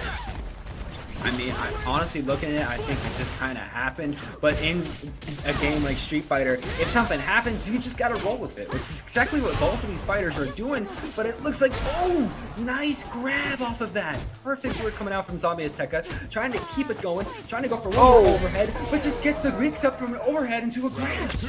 See, that is where Manon gets scary, how seamlessly a good Manon can switch into these command grabs. That's the exact kind of thing we've been saying SilverRupee needs to keep Azteka from being able to do, especially now that he has 3 medals to work with. 3 medals, definitely going to be a lot more scarier, but not as scary as that level 2 set play we just saw there. But okay, the level 3 coming out from the whiffed overhead punch. Perfect work. A much better setup than earlier in the set when he just went for it raw while SilverRupee was right in front of him. Saw how he was going to come down, knew when he was going to land, had it ready for him. And you can see how playing calmer and a bit more controlled is doing ZombieAzteka a world of good. Look at this, able to get another grab in there, probably trying to drive rush DI, just trying to mix up as much of SilverRupee as possible because they're so close to getting a point on the board. The Psycho Strings though, trying to stop it. There we go, successful Psycho Strings, keeping it going. Do another OD overhead from the air attack, and there we go. SilverRupee able to clutch it out with that little HP, and it's not going down without a fight tonight. Comebacks happen so outrageously fast in this game. It is unreal. I mean, by all rights, that should have been Azteka's round, Azteka's game. But here, SilverRupee is knocking on the door of winner's final as if nothing happened. They want to go for that gold, or at least want to go for that podium, and they want ZombieAzteka to be a kill on the board so they can get there because this level 3 is putting on the damage. Meanwhile, ZombieAzteka still has yet to get some damage on SilverRupee, but okay, that super is going to do some action there. Not willing to go down quietly is ZombieAzteka, but, you know, I think he's missing the confusion buff from when I called him a Blanka player earlier, because not playing quite like the self he was that time out, and maybe made the difference because SilverRupee is taking on Jazdero in winners finals. Perfect. Champ right there, bro. That's crazy. But before we can talk more about the champ, we gotta talk about what's going on right now. Liquid versus Ruffian on our screen. Okay, so this is going to be interesting. Just goes in straight for the jump in here. Ruffian with the big combo, just getting corner pressure already. Good. He decides to let go of the parry, but does get the drive reversal. Okay. Which is a good thing. I think Ruffian understands that well, is right. Not to mention this is somewhat of a team kill, but besides the fact that it is a team kill, Ruffian knows that this matchup is like, you cannot let Dhalsim get it. You know, we all know Ruffian likes to just play wild out. Game all over the walls, right? So this right here, what we're seeing, I don't think Ruffian wants to do the slightest thing. Well, absolutely. We're seeing a lot of pressure there. Try to mix things up with the teleport, and that's pretty much just kind of, excuse me, what Ruffian wanted there, just to try to get him close, to hit him out. Misses with the Blanka ball. Goes for the drive impact into a mediocre flame, but EX Rainbow Ball is going to get him out for a bit. And this is really close. That was the slowest Rainbow Ball, but it worked out. Pardon me. Nah, just barely worked out indeed. That's it. I couldn't have put it no better myself. I really couldn't. But now we're going to see Ruffian get that slide. Nice. Yep. But, you know, keeping that range bait. And look at that button, dude. That's stand, what is that? Stand heavy punch? I forget. All these buttons are so long reaching. It's kind of hard to remember at this point. Yeah, I believe it's crouching a heavy punch, really big move, and actually knocked him out of it so that Blanka-chan didn't do anything. So he gets that setup right there whenever Blanka gets hit by that heavy punch. It goes away, which is good quality of life there. Well, it's probably always been like that, but good confirm there, gets the setup, good blocks there from Ruffian, but just eats one last hit. This isn't going to kill, but Liquid's in a really good spot. Doing a wonderful job in the keeping Ruffian out of his face as much as possible. I like what I'm seeing right now. Liquid understanding this matchup immediately, right? But now we're gonna see level 2 come out, and this is where Ruffian loves to shine. This is their favorite part of the game. Party time mode, activated, getting the bite out of crime once again, locking him in place in the corner. Now Dhalsim, what are you gonna do? You ain't got a lot of good reversals. Aside from level 3, which you're about to get right now after one more hit. No, it wasn't even. Swing and a miss. It's still out. Because of the cinematic, it goes away. This is not a good spot for Liquid right now. You got one bar, you got a little bit of drive meter, misses the grab after the hit. Unfortunate, knocked him too far away, and of course you can't get grabbed after you get hit. And game 1 goes to Ruffian, and it's top 8, so it's best 3 out of 5. Yeah, little tap to the shins right there. Dhalsim's little slimy leg has to go down for right now. Oh, good interrupt on the command grab immediately. Wonderful job from the now. Ruffian's got him in the corner, locking him in place with solid buttons right here. Quick close buttons. Try to go for a good break on that. Yeah, that was great. Okay, that's got to make it count now. Good to confirm off the drive rush. Even better confirm. No drive meter to get out. So are you serious? I've never seen this. And okay, he's just like, you do your own thing, and you know what? He will. Great corner pressure there by Liquid, but unfortunate drop. But yeah, in a really good spot. Just look at that stuff almost. Oh my goodness. Okay, great. That was a good round by Liquid. Just got to do that again, you know, for 3 more games. 3 more games against this character, anything can happen in 3 more games. We already see Ruffian has got 1 game up on the board, right? And now we're seeing Ruffian change the pace of battle right here. Trying to go as much as possible, but Liquid not trying to give it up at any given moment. Presses the button to get out, gonna reverse the side right there. And now we see the drive impact, and now she's gonna hurt just a tad right there with the super, trying to get him closer and closer to that burnout situation, right? And this is what Liquid loves to see here. Loves this long range, full screen gameplay, tries to go in and manages to get it on top of that. Now corner, locking him down with 1 grab. Are we gonna see another grab? I don't know. No, it's gonna be strike throw. Misses a throw there. It. Oh, gets another throw. Another one. Okay. And we're gonna go for another. Great drive reversal. And I respect that decision a lot. Absolutely. With now that like jumps not being a viable option to get out of the corner with throw pressure, you know, I really like the use of that drive impact, but it just adds up to another layer of the mix-up that unparalleled provides. Great catch there with the drive rush, and we're going to yet another final round. Oh man, and that was a wonderful sand heavy kick last round, right? We like to see that. We love to see the good punishes, but I just don't like to. I don't know how I feel about Blanka at the end of the day, but I love Ruffian. So there's a difference. There's a bit of a difference here. Yeah, it's a conflict of interest, right? Great corner, almost corner carry. I like that. Knows that he's gonna try to go for a teleport, so he just kind of jabs with the light kick, reads the parry with the throw, so that's great there. Extra damage when you grab a parry. So. You know, I wanted to say something as well. The wonderful thing about this matchup, besides the fact that he's getting to death, right? Dhalsim has a pretty good anti-base here. He can stop Blanka from getting in, but we're not going to be able to see a whole lot of use of that because Liquid is currently down 2 games. So with them being down 2 games in a row, we might see. Are we going to see Luke? I know we've seen Ed, but maybe they just said, you know, screw it. Let's see what Luke has to provide. And you know, I feel like that might be a nice little compliment to Liquid's Dhalsim. And I know that Liquid loves to do rush down too. So hey, you know, you're definitely going to be rushing folks down with Luke for sure.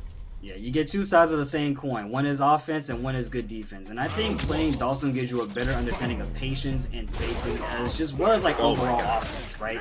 But now we're seeing that Ruffian still doesn't care about that offense. He's going in on loser side right here.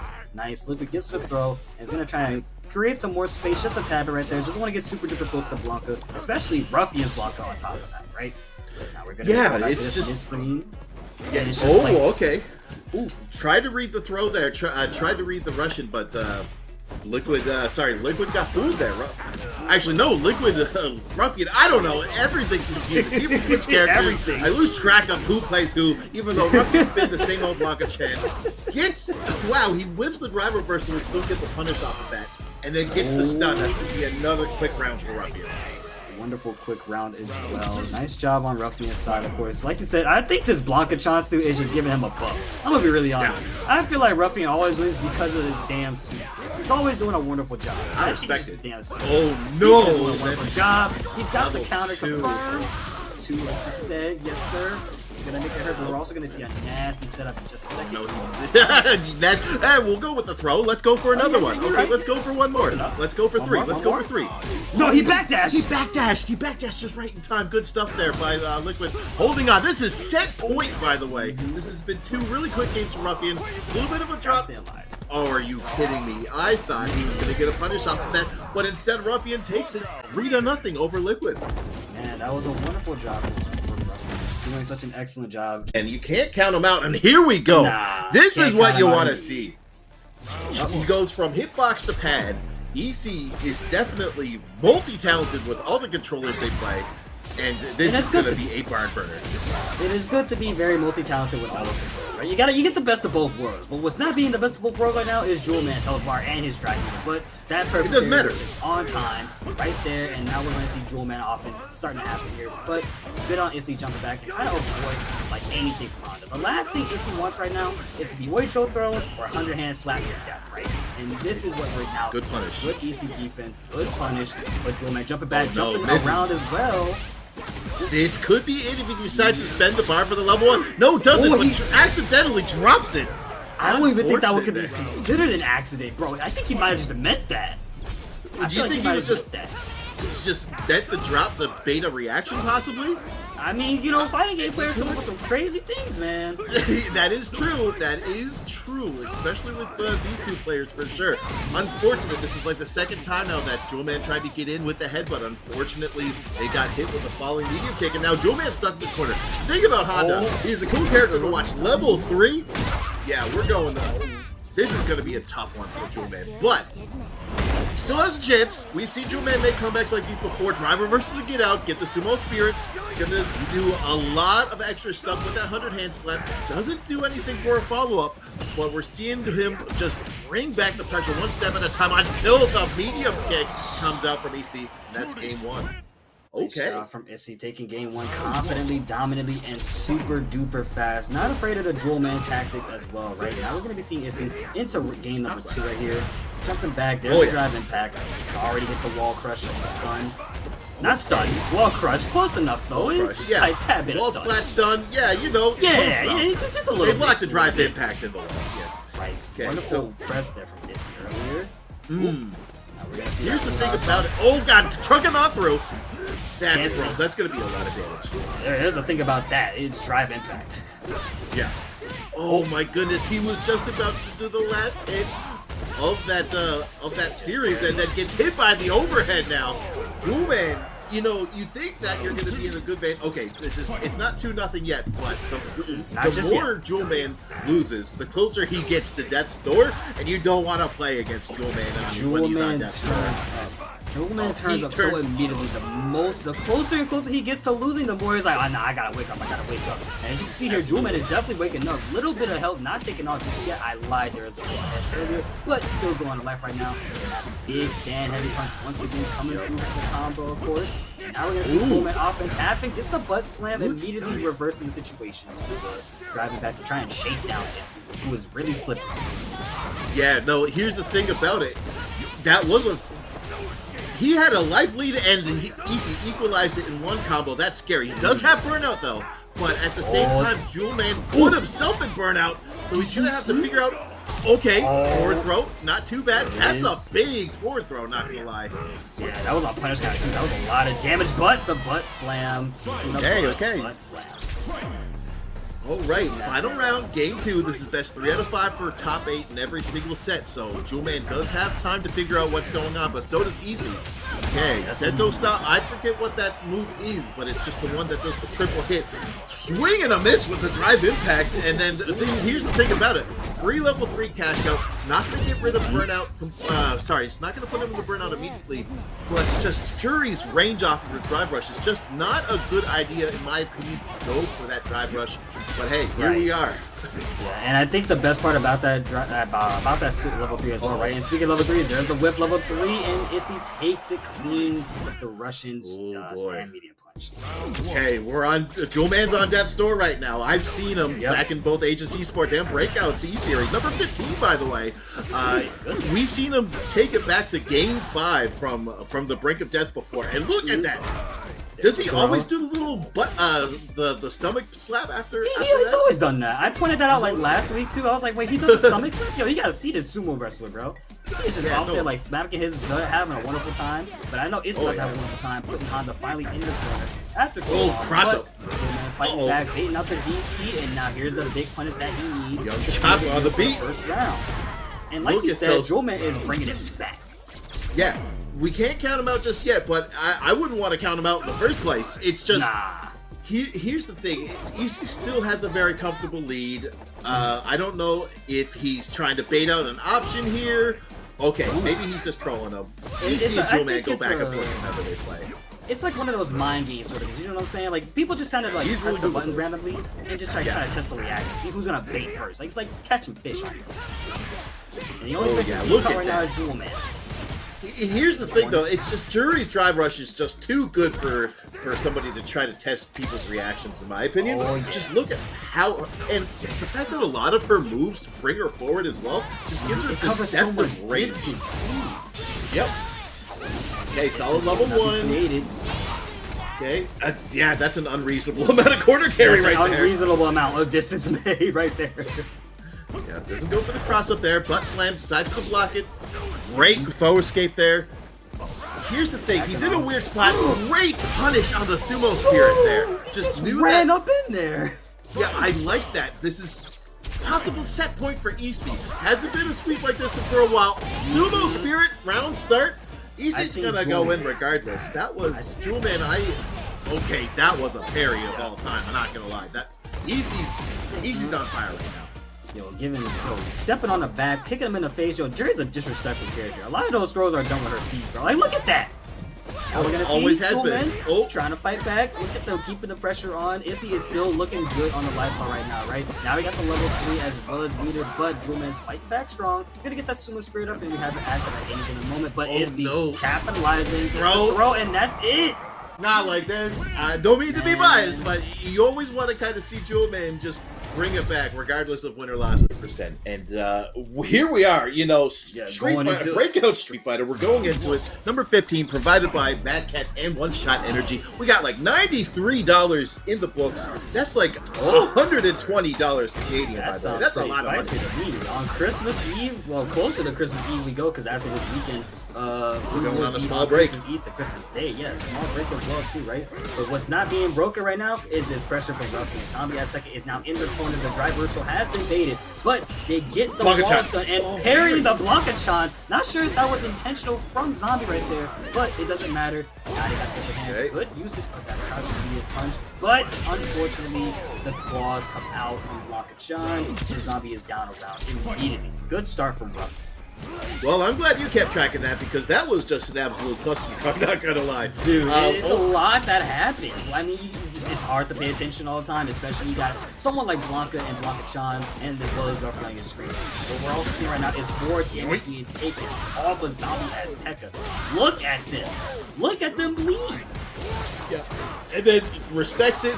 That is not fair. If they jump, I've seen it before where if somebody's jumped that setup, they get hit by the Blanka-chan, and it's silly.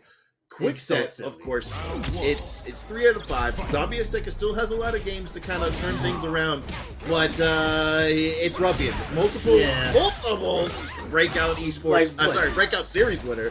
Pardon me. 6-time champion or something like that, bro. Get this man like it's like the John Cena Breakout Series at this point. John Cena's a 10, 12-time WWE champion. I would see Ruffy with 6 belts on him. Yeah, so there's only 2 other people that are somewhat remotely close to him, and it's, if I remember correctly, EC's got 2, Mike X got 2, Knuckle Dew's got 2. Everyone else is like a singular winner, and Ruffian's got 5. Yeah, and Ruffian's about to lose a little bit more health. Look at them bleed right now on our screen as well. Oh, good drive reversal from ZombieAzteka. Good bait on his. Okay, this is a lot better already. Trying to give him a run for the money. Like you said earlier, we got a bunch of money in that prize. $93, close to about 100. If you could just get like $7 or $8 more. Yeah, and this time this is a lot better. We have 4 medals on Manon, in the first round. So even if they lose the second round, and if they get just like 1 more command grab, they're going to be fully loaded. We've seen those EX command grabs. There's the level 2. Okay, that's good. That's a good solid anti-air there. Tries to pump the brakes and gets punished for it. Great read there by Ruffian there. Gonna go for a Blanka ball and then doesn't go for the throw, but immediate instead, and brings it around. No more extra medals, so it's still 4 medals, but it's final round. 1-0 Ruffian. Yeah, 1-0 indeed. Both characters sitting on 1 round apiece right here. Wonderful purple carry to start Ruffian's offense off. Now he's got Blanka-chan trying to keep Manon in that mid-screen territory, block pressure as much as possible, but now we see the level 2, Ruffian's favorite game. Guess for game, hold the pressure, whichever one you want to do, I'm doing everything. And there's nothing you can do about it, because now ZombieAzteka is in burnout. And now the level 1 comes out to save his life. Yeah, that was a great awareness there. Great reactions too. Good jumping. Okay, unfortunate there that he was not able to get much off of that. Okay, that was cute and unnecessary. I don't like that so much. That's so messed up, man. Imagine getting comboed and he just drops it intentionally just to side swap and grab you. That's disrespectful. But that is very unfortunate because that might have just costed Ruffian a little bit of momentum that they had. Now we only see level 1 and level 2. Which one is it going to be? Oh my goodness, that was a true string, and it's a level 1 to get out of it. Oh, that was wonderful. Wonderful. I like that idea as part of the introduction, I like that idea of the ZombieAzteka, but the Ruffian special starting things off for Game 3. It's just unfortunate that Ruffian read their last option and just took it from it. Could have been one apiece, but right now it's all Ruffian. Yeah, Azteka had it last round too, right? Like our last game, like we really could have seen that happen. But you know, as per usual, Ruffian does not give anybody a chance to win anything all the time because now we see 7-letter round on the screen with KO behind it as we step into round 2. Now, if I were Azteka, I would wonder what is the game plan to do versus Blanka. Just trying to watch, but you know, it's a little bit challenging. Trying to get your strike throw game plan started with Manon is not easy versus such a mobile, versatile character, along with set play too. Yeah, that's the thing. It's like one thing that I was really curious about is like, what is Manon going to be able to do against a character who just keeps jumping around, zipping around the screen? Okay, that was not necessary, my man. Why? He has a family. Yeah, he has a family. That's not fair, man. RUFIANmx running over poor ZombieAzteka 3-0. Thanks for playing, ZombieAzteka. See you next. But that's the only problem. But now we're gonna see if Issy gets hit by it a lot of times because we are starting ourselves with this match. Game 1, round 1. Let's get into it and let's see what our hero Issy is gonna have to deal with this time because Bison, you know, is the villain and Juri. Maybe not a hero per se, but you can call her anti-hero. Maybe she's got the anti-hero vibes to her. Yeah, no, she's got a little bit of a Brat Summer Gremlin vibes, but you know, in terms of lawful alignment, I would say she's like chaotic evil, but not like extremely evil. Yeah, she's just neutral, chaotic neutral. Chaotic neutral. Honestly, she's not super evil. She was at Street Fighter 4 because of the Sin organization, but now she's a little bit more of a hooligan, assassin, spider thing. I honestly don't know at this point. But look at this, Rasec trying to get back to grand finals to get that opportunity to be a back-to-back champion here because he won last week over Jewelman. But he definitely did. Yeah, but it's not going to be easy. Losing the mirror to Jazdero, a really good Bison player, 3-1, has to find a way to get back. And then there's SilverRupee that you might have to play against as well. So on top of EC, on top of Ruffian, this is not going to be an easy challenge for Rasec to win another one for sure. I like what you did there, but the only thing that's happening right now is because, ladies and gentlemen, Issy is lower and lower on the screen. Both players are even on the drive bars right here, and now we see Rasec finally getting that upper hand with the Psycho Mine, but they are in burnout, so they're trying to be a little bit more mindful of how they play, but Issy's going to take wonderful advantage of that, taking the whole storm by everyone's feet. There you go. No jumping away. Rasec understanding that he is in a very tight situation to be in right now. He's going to go for the double stomp right there. Good job on Issy trying to keep him locked in. Oh, you can't whip punish that. As crazy as it seems, you really just can't whip punish that unless you're like prepared for it. The moment Bison jumps and stomps is when you have to be just run up on him. And Issy doesn't have any driving to do that with. The stomp, it's the throw. Okay, throws him away. Projectile. Yeah, this is the crazy thing now. Rasec had all the time in the world to take advantage of the fact that Juri had no meter. I guess oh my god. Are you kidding me? Just anti-air Psycho Crusher? Are you serious? Anti-air Psycho Crusher to level 3, just do it. And that's game 1 for Rasec. Okay. I feel offended. I feel like I've been attacked personally with that one. Yo, like no one told you to bust that out of nowhere, man. Woo, man. Just do it. Just spin that body in a circle and steal the game from EC, why don't you? I don't know what just happened, but hey, Bison fans out there are just screaming.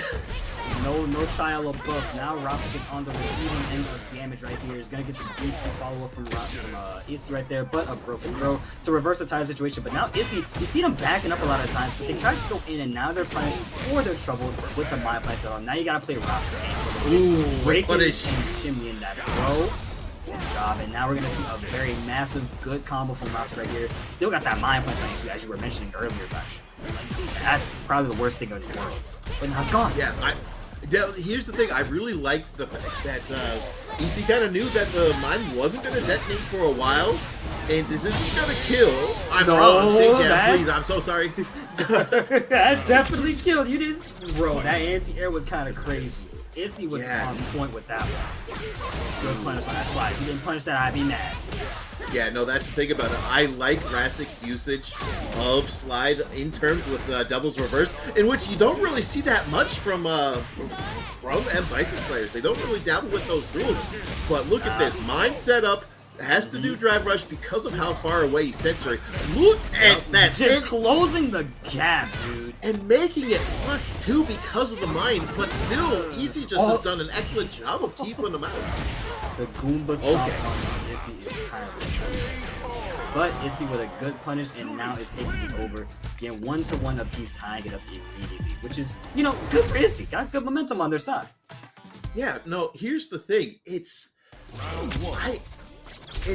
I don't even know how to describe it. It's just You can't. Rasec's not stole, but did an amazing job to close out game 1, and then Easy just kind of shakes that off and just says whatever. And now they're jumping around like if they're on a. I'm sorry to interrupt, but they're jumping around like my local trampoline park hooligans just down the road. It's just, I don't know what was on the go with that, but now we're getting party time for Bison. He doesn't care though. Look at that. Just the Abare, the mashing from EC. I like it a lot. He just goes for it. Puts him back in a neutral, does not have to deal with the mine, does not want to deal with the mine, and I can see why EC would totally do that. Yeah, why does anyone want to mine plant all them? Why do they want to deal with it, right? Now we have another mine planted on Issy. Like, why do all these mines and all the worries and all the places in the universe do I have to deal with this? Now you got to deal with, once again, Rasec and Bison, trying to keep them locked in that corner as much as possible, but Issy using the drive rush to escape. However, they were countered for their troubles, and now they have to once again play the game, holding this pressure, making that plus more than ever usually, but good anti-air to fight back, and now we're seeing Issy trying to get that momentum back, trying to steal that lead with the throw. It's a projectile to kind of keep them out of their face as much as possible, but closing that gap with the devil's reverse immediately, and now Rasec is trying to snatch his victory once away as per usual, but they're in burnout, not too good. Great edge. That was crazy. I liked both options from both players. Just Rasec just said screw it, and I want to stop their option what they go for. Cute little scissors kick to go over. Yeah, to go over the projectiles there. Even better, little walk back there to catch the drive rush with the medium punch. Does have a mine on. Even better crouching medium kick to get that mine off. And now we're fighting for our life. We don't want to get back into that corner. And yet Rasec sends it in once again. Oh my goodness. I can see Rasec is trying to keep them locked in place, but the unfortunate wide swap is not what they wanted, and now they have to potentially lose a lot more of their drive units than before. Get a chiropractor. Somebody please. Bison needs a back problem. Yeah, not the person that you want to fall head over heels for, but both of them are in burnout right now. And but EC's still in a good spot here because they were the first one to get their drive meter back.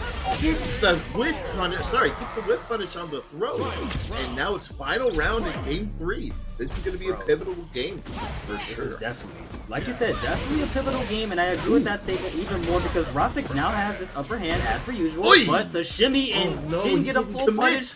Probably didn't, yeah, like you said, didn't fully believe in it maybe. You know, you gotta believe in these things, but you believe in that slide. Now we're in the corner. Juri can't do much under the DP, but Issy not gonna use it just yet. Trying to get out without having to use that. And that's so disgusting. Oh, this is the drive impact. To the level that was level 3. Great awareness there to get that. And Rasec's gonna be taking this to game 4 with 2 games under their belt. But we've seen EC done this before. Multiple Breakout Series winner. So 2 of them in fact. But they're no slouch. They don't get to top 8 for no reason. You know what I'm saying? Like they ain't fight for a reason. They got this far. It wasn't like any BS. Nah, they just gapped. You know, they just gapped it. Yeah, absolutely. It gapped is in terms of skill level, you know, and just for people who don't know that slang per se. But yeah, so here's the thing. No, it's all good, brother. It's all good. It's just tries to get rid of that mine and gets a free combo for it afterwards. Sets up another mine again. This is the thing about Bison. It's just set up the mine, but look at that cute little string of offense that he can do because of that damn mine. It's disgusting. It's just so much more stuff to worry about. And he gets the dash into the parry. Yes, he did. Oh, you didn't have to hit him. You could have just let the final hit come out, man. That's just, you know what? Man, forget about that last round. Forget about it. Round 2, here we are. Once again, the starters off. You're crazy. You're crazy. I don't think you're crazy. But I think this corner pressure might be a little bit wild, though. Look at this. Oh my god, he gave him too much. Okay. There's the DP I was talking about earlier. Now we see Issy trying to fight back. Baiting out. Oh my god, the reactions on that. Are you kidding me? Good reactions, but now Juri's Jesse almost has in burnout too. Yeah, almost in burnout, but now they're fighting back. Oh, good great punish. Oh, is this going to see a level 2?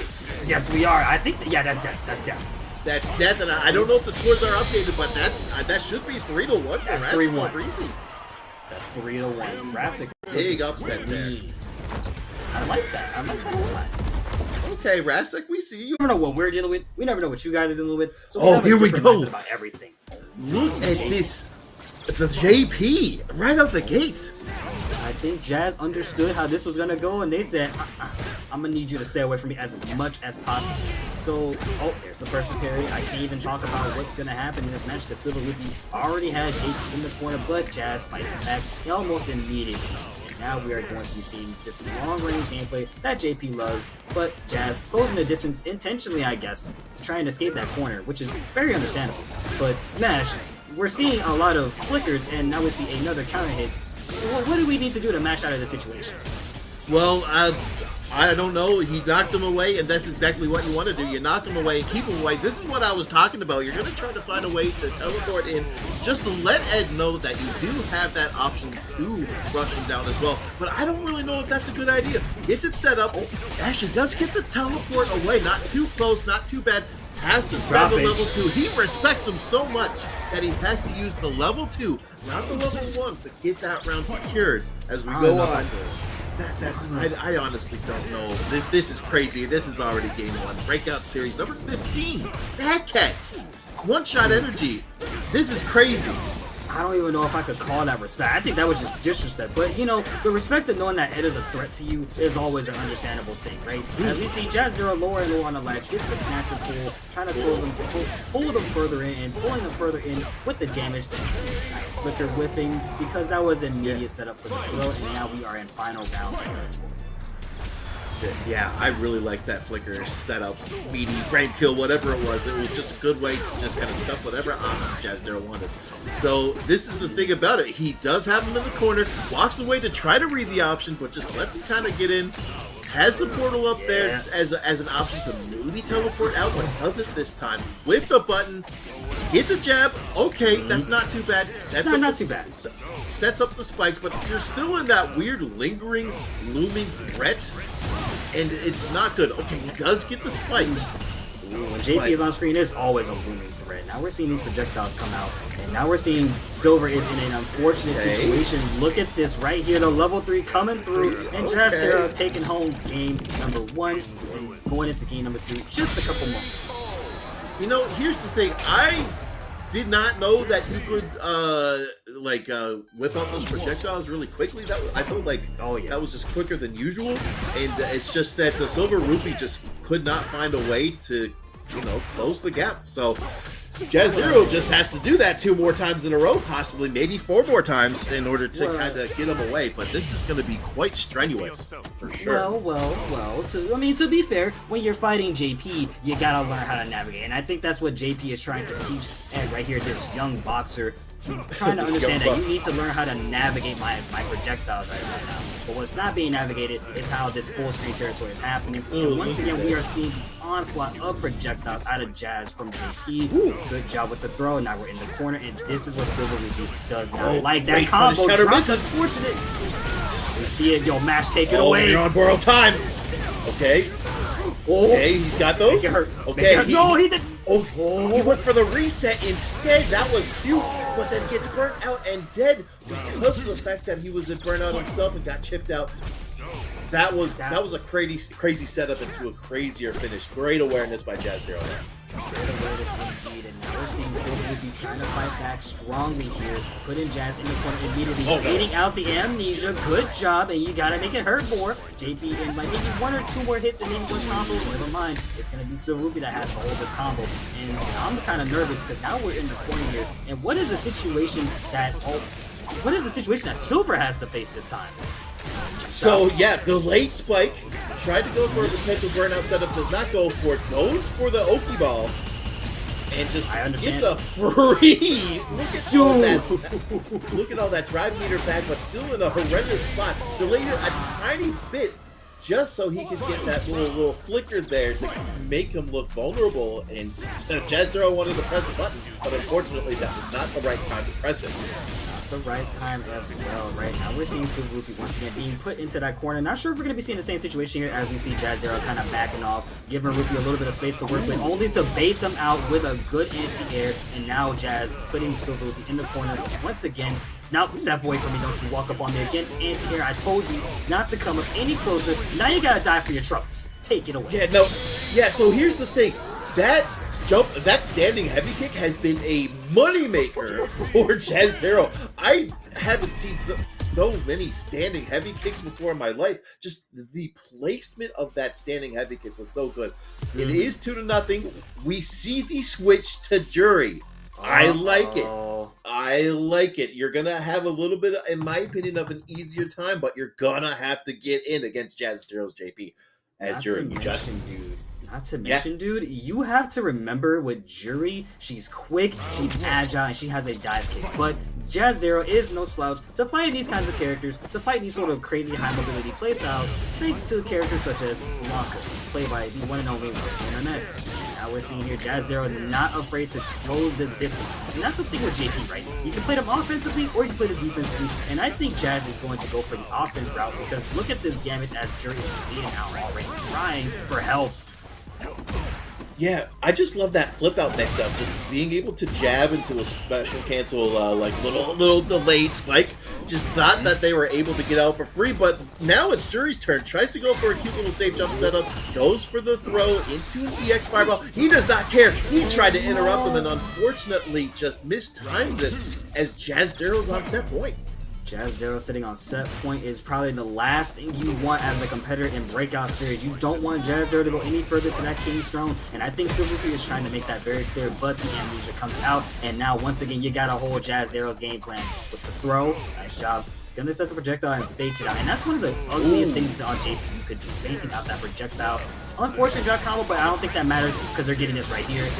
It goes into level 3. Yep, spend it. Cash out. I don't think this is death though. Let's see, let's find out. Do you think this is death? Has this kind of scaled? No, unfortunately no, it's not. But here's the thing though, they're in a really good spot. Tries to fake out. Just go for it. That's the first drive impact I'm pretty sure they've done all set. Yes. Great introductory to that. It's what I've been talking about. We'll see exactly what we mean. Yeah. Oh, here we are in the match. Okay, we're at the street market. You know, I don't know if they should be fighting anywhere. You know, we gotta advocate all that food. Yeah, all that food's gonna be spoiled if one of them gets knocked into the stadium. I almost said bench, but there are no benches here. But look at that, they're just like no cares given there with that block.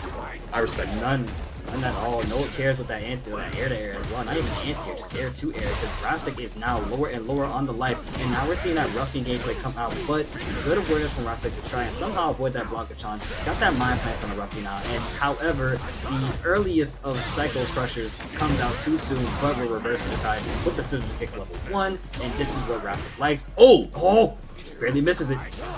Yeah, that was crazy. The knee press nightmare there doing a good job. But here's the thing about it. It makes me think of shades of Liquid versus Ruffian, if I remember correctly. So I said that you can hit Blanka and Blanka-chan will go away. I was wrong, dead wrong. What Liquid was doing was hitting both the Blanka-chan and Blanka-chan, but much bigger. Hitting Blankas. He's hitting both of those guys. Yeah, hit both Blanka-chans, you know, big one and little one at the same time, and that's how you're able to deal with it. Rasec, not so fortunate in that regard.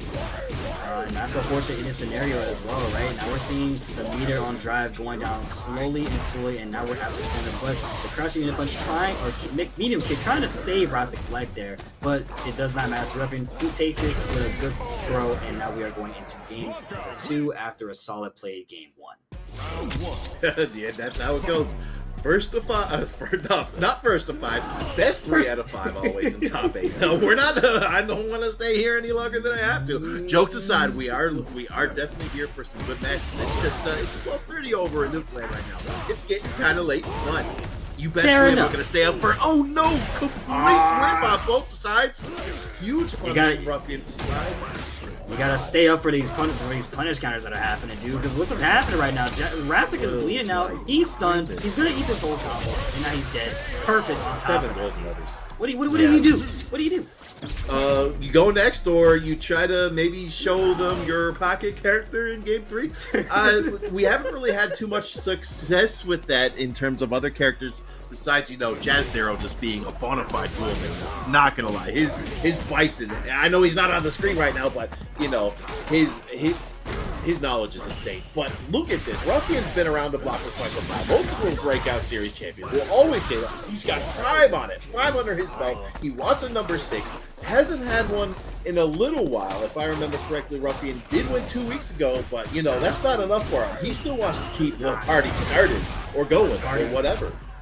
Party is about to get started in the building. 5 on it matters not to them. Now we see Ruffian kind of running away, trying to get that driver back, and they managed to do so. But here's the thing: he's got up ball now. EX up ball on top of it. Strike throw, and this is how you gotta keep it simple as that. Look at that, 3 throws in a row. Are we gonna see a 4th one? No, we're gonna see a jump up, but that is exactly why you should have kept throwing. That right there, Ruffian taking it 2-0 over this right now for one more game.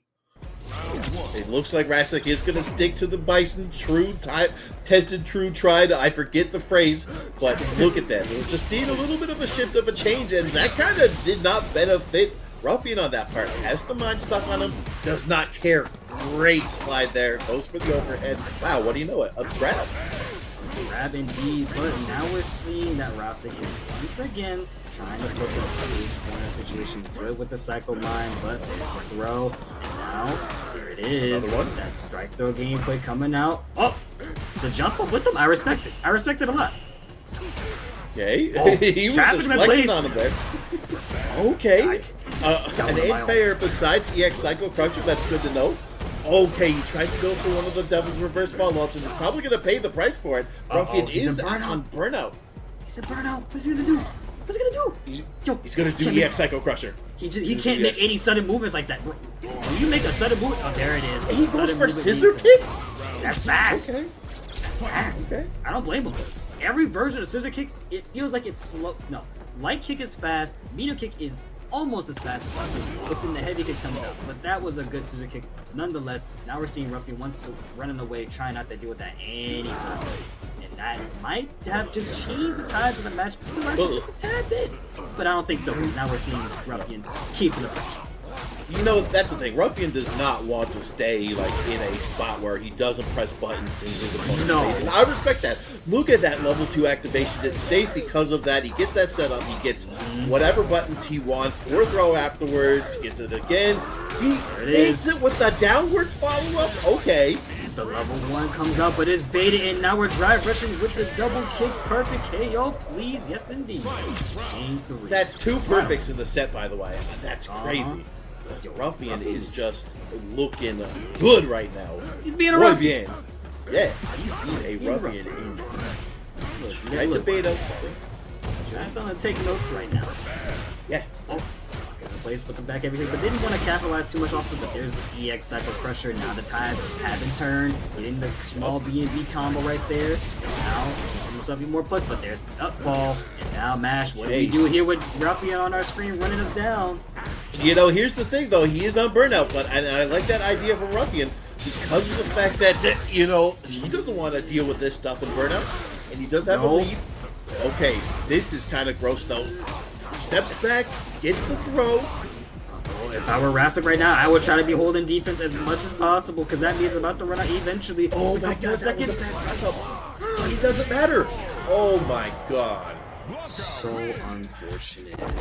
Really? Unfortunate. Just was the Orange County Chopper's on the go, but that doesn't matter right now. SilverRupee, Ruffian, Run Back City, best 3 out of 5. Let's get it going.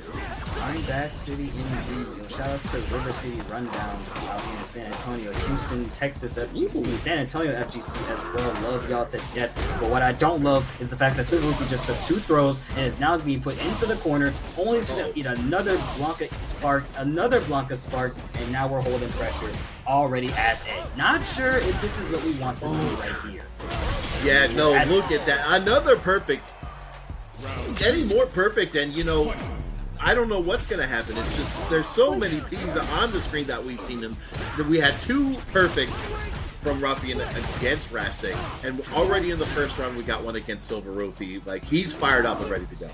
I just wanted to say that this man, Ruffian, landed 3 perfects across 2 different matches. Dude, like, what is wrong with this man?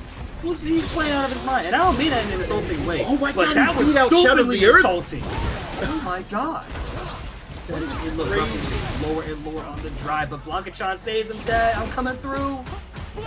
Okay. Little bob and weave in there for a mix-up. No dice there. Still in a bad spot. Okay. That EXDP that we were talking about punishes the slide there. We're going to the final round. Immediately closing that gap of like what seemed to be a very dominant round for Ruffian, and what might have almost set the tone for the match or the games, right? Now we're seeing Ruffian trying to close that and make the tone his game. But this is an unfortunate situation because now we are holding once again the Ruffian party style that we always see every time. Yeah, Chad going up. Okay. I I like that double jump. He's done it a few times before, but you know, putting yourself on a trampoline park there makes it so that you might get a little missed whiff there, and that's exactly what he wanted. And we're going to game 2 with 1 on the board for Ruffian. Oh, there's that ES command grab you were talking about earlier. We were talking about that earlier. Starting us off strong once again, trying to put the tone of the match, and that is the most important part because now we're going to see that mental sack eventually pile up on SilverRupee. But I don't think they're scared in the slightest because they are still swimming for the fences. Try to get the DP, but it was baited. It was baited with the slowest, like the light rainbow ball just baited it out. I like it. Snatcher doing a good job. Just kind of keeping the pressure, but just gets whip punished there. Here's the thing about it. You know, okay, that gets punished this time. Misses the combo. But one thing I realized is that Blanka has mid-range buttons off their own that can rival Ed's as well, especially that one. And that's that was more of a ball than a button. But you know, I understand where you're coming from. I understand. Yeah, not work. That's good. Okay, I'm glad you did because I was kind of self-doubting myself for a second, but don't you dare touch yourself in front of me. Yeah, wow, that was a little bit too much there. Okay, EXDP there hits him off, misses the rainbow ball, and gets punished for it. And the EX rainbow ball this time to kind of, I don't know what's on the go. It doesn't look like that whips. I mean, it connects. They're just pressing buttons right now. It's just so much happening right now. Like, what do we even have to say to this right now? Now someone's at burnout. Ruffian's the one at burnout on top of that. But there's a level 2. They're trying to save themselves from having to do any more air pressure. But the one that's in danger right now is Silver. Because you're giving Ruffian room to work. However, what are you going to do about this? What are you going to do about this? Are you going to cash out? I don't think you're going to cash out. No, not yet. It's a little bit risky, but he could. Okay. I like it, but here's the thing though, it was in the corner, so it wasn't going to be as crazy. But look at this switch of momentum here. Snatcher, low. Okay, SilverRupee, you kept it 100, and now you brought it to the final round. We've seen this before. Rupee was like in the first half. Ruffian took the first round, and Rupee takes the second round. So let's see if Rupee can take this third round to make it a 1-1 scenario in the loser's final side here. Yeah, and okay, we've seen that with Blanka ball on the throw. We're gonna see if he tries to go for another row. Backdashes this time. Is that always been a thing? Just being able to consistently backdash. Maybe the character that I played wasn't good at it. I played Marissa. Maybe it's just a person thing, or maybe I just gotta get good. Who knows? It's a little weird. Backdashing versus throws has always been pretty nice, viable. I say across certain characters, it's a little bit tough for certain characters, but it's always been a thing. But what I think right there was another well-taken game number 2. That was absolutely insane to do the second Blanka ball follow-up past him to bait out the drive reversal. That was cute from Ruffian's side, for sure. Playing out of his mind right now. You talk about cute. The only thing cute I see right here, well, there's nothing cute about this. Look at that. Look at that punish. Oh my god. There's nothing cute about that. That's just rude. No, I like the costume. There's at least that. Blanka-chan's adorable. It's just so goofy to see. I'm a huge fan of Blanka-chan being legal this time because if I remember correctly, Blanka-chan was not a legal costume for some odd reason in Street Fighter V. So, okay, level 1, just get him. Okay, not just to get him off, but take the round. Okay, you go for it, SilverRupee. That level 1 does a good chunk of damage at the right times, and SilverRupee already taking the first round right here, making the name for himself, making the game for themselves, trying to take home, like, not even take home, just take one game at least. If there's one thing I know for sure, Rupee's trying to take something, not nothing. As he takes one throw, but there's the EXDP, get off of him, stay back. But Rainbow Ball EX coming through, and now we're taking a bite out of Crime once again. But good jazz on the light punch right there. Ah, you jumped. Rainbow Ball, yeah, you jumped. You said, get off me, please. But Ruffy's in burnout, closer and closer to burnout. Yep, that's what they want. But here's the thing, this guy level 3. What do you do? That. Hello? Oh my god, he read it like a book with that super art. He spends the whole farm though. That's a little, yeah, what he said. So final round, meter and a half disadvantage is honestly not that bad. So I like that usage, and it's 2-0. He got more time to play around. He's being a little bit silly. That fake cross under was gross, by the way, and now he's still stuck in the corner. And the right cancel. That's 2 throws in a row. Are we going to see another throw? There's a whip throw. I don't think that was a throw I wanted to see. No, never mind. There's another throw I wanted to see. And now Ruffian trying to close the gap. There's another throw out of Ruffian. Once again, are we going to see a backdash? We're just going to see a walk back, and I think that's understandable for him. He doesn't want to take any doubles. But there's the confirm. He's going to go for the level. No, no meter required. Okay. What, like you said, 1 on the board for SilverRupee. Game 4, we could possibly see a reverse. Optimization station. Yeah, so this is crazy. Ruffian rallies back with 2 on his own after losing 2-0 against SilverRupee.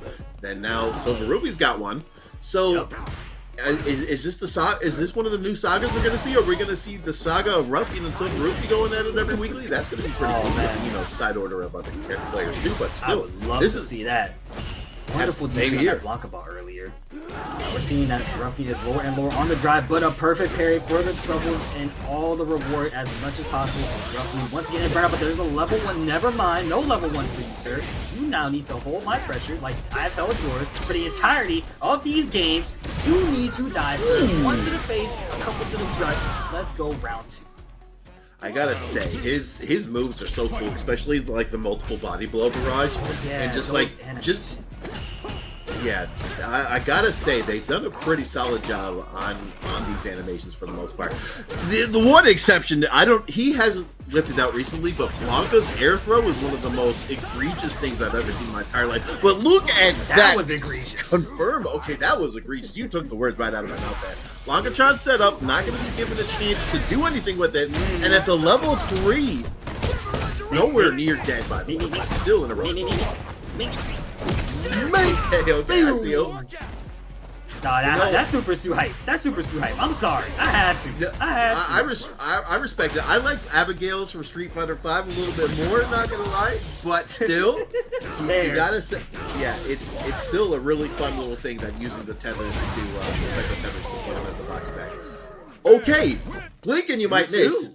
It's 2-2. We got ourselves a real match here. Oh my god, you said you wanted to see SilverRupee and Ruffian run it back multiple times. This is the saga that you wanted, and this is the saga that you're getting. Ladies and gentlemen, we are sitting on close to set point, close to match point for both of these players. 2-2 on the board. There is a perfect parry, and I think SilverRupee is trying to take home the team's chalice. That is Jazdero up at the top right there. But, see Ruffian fighting back out. Gets the Blanka ball, stay in that corner, don't you go anywhere. That's a Blanka in the middle. Look at him in the middle, just looming in the middle. Yeah, he's just there, big chilling. Okay, I like it. He's not gonna get anything off of it, but it's just a threat. Oh my god. Alright, unfortunate that he missed, but it was fortunate for Ruffian as they're on a set point. Winner gets to fight Jazdero, so that's going to be crazy regardless who plays against him. But let's remember, we've seen this before. Ruffian takes a round, Silver takes a round. We have to see how this plays out, because look at the situation right now. We still got 83 seconds on the clock. The health bars are slowly whittling down, well, further due to Ruffian's antics, with the Blanka falling up behind to save his life from more damage. and now Rupee is in a much more tighter situation, much more frantic situation. That mental sack is keeping up, that mental sack is increasing, but there's a sweep trying to close the gap, and closes the gap indeed. Doesn't spend the level 1 for anything, I understand. Actually, I was thinking it was going to be level 2. I see that a little bit too far. I was hoping it would be level 2. But, drive reversal. Last half right here. What's going to happen? Just throws it out. And then he does that, oh, I'm going to do it too, and then he's going to throw it as Blanka Chan. He actually takes him out of it, okay, but it doesn't matter. All right, Ruffian getting the run back that he wanted so badly. And Jazdero. So Jazdero, look at him. Wonderful stats. 7 matches played. Oh, you go right ahead. I'll get the next one.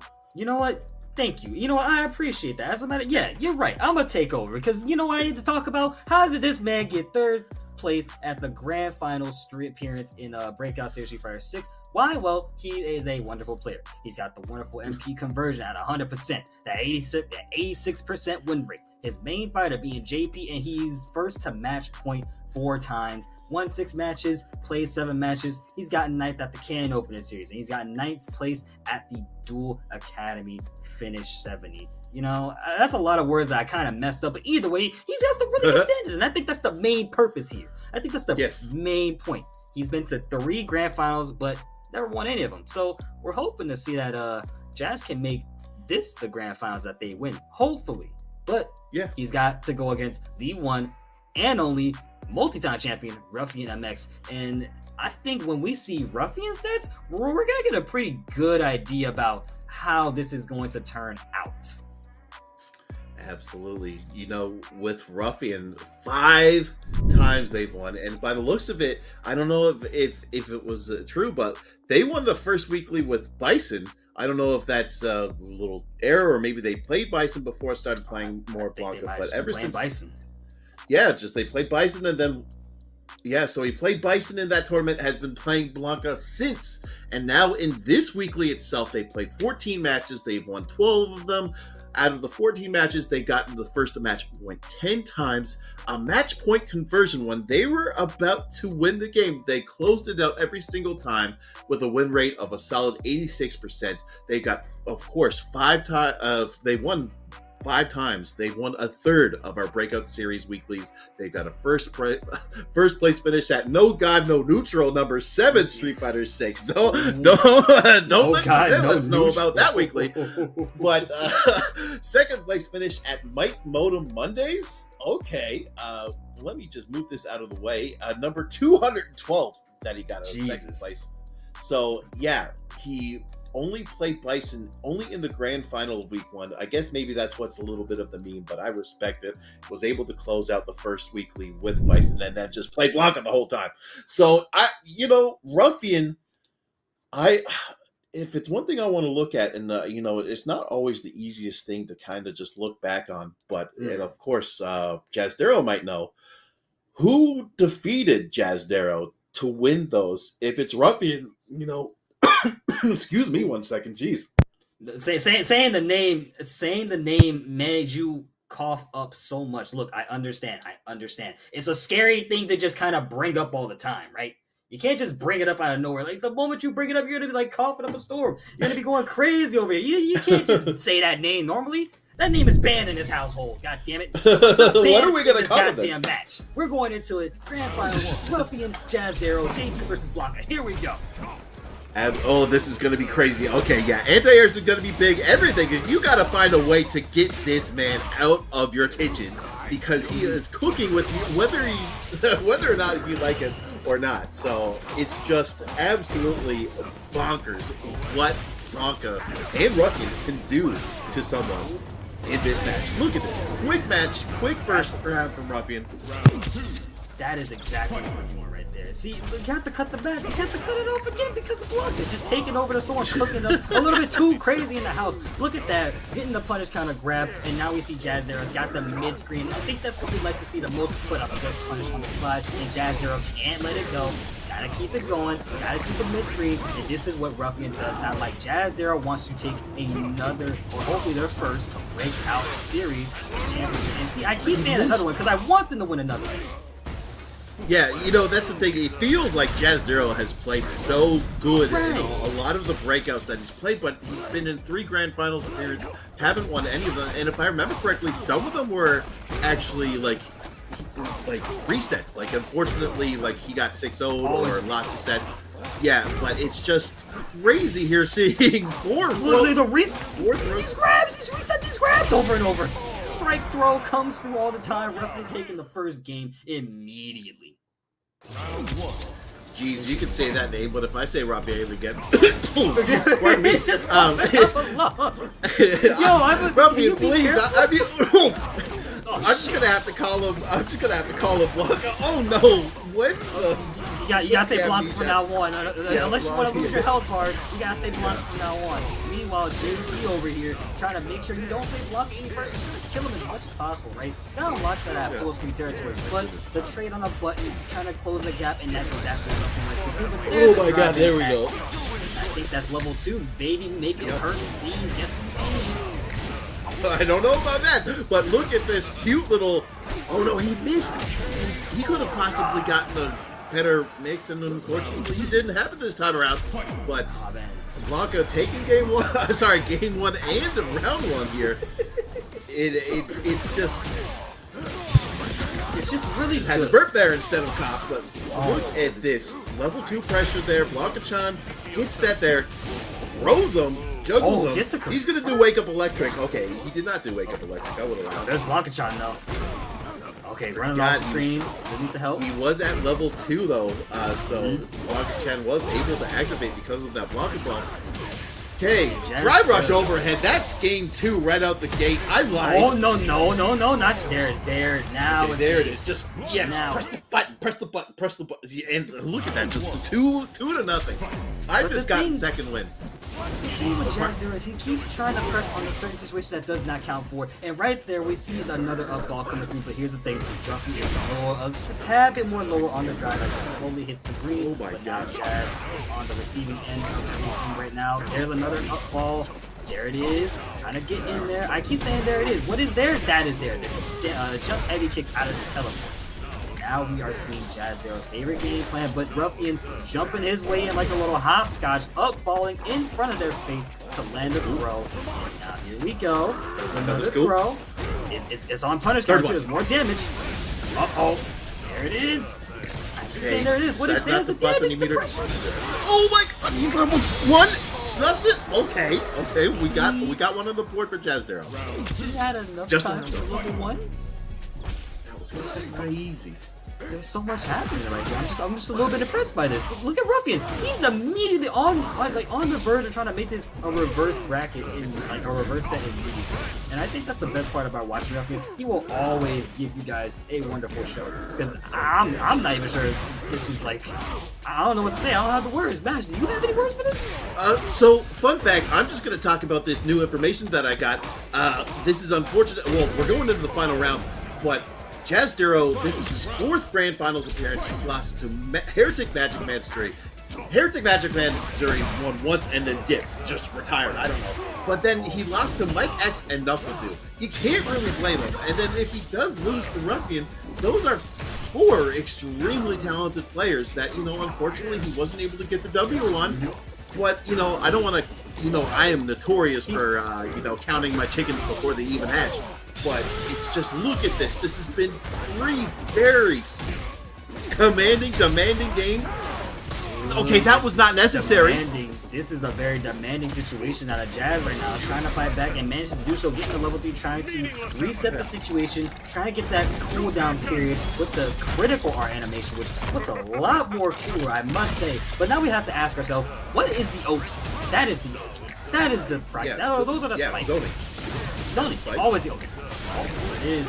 Oh my god, he tried to go in, but okay, he got chipped out. Okay, we got 1 on the board. He has to win 2 more in a row if he wants to avoid the reset.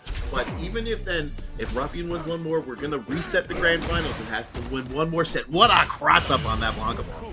And this character is a lot to deal with, right? And this matchup is a lot to deal with. But we all know how Jazz plays. Like you said, he's fought multiple well-known players, and this is the fourth well-known player, one of the strongest players, baiting out the up ball. Not sure what kind of spaghetti-o situation that was, but it works again. Doesn't matter how it's spun. Nice job. Gets the throw. This is what we like to see. We're gonna see another throw. No, not just yet. He's a little too soon. But look at that slide. Yeah. There's the throw I was talking about earlier. Another one. Oh no! God blocks the golf swing. And that's gonna possibly do it if he decides to spend it. The Shout of Earth. This is the rough thing about it. I don't know if you know what a Chicago punish is, but no, I know.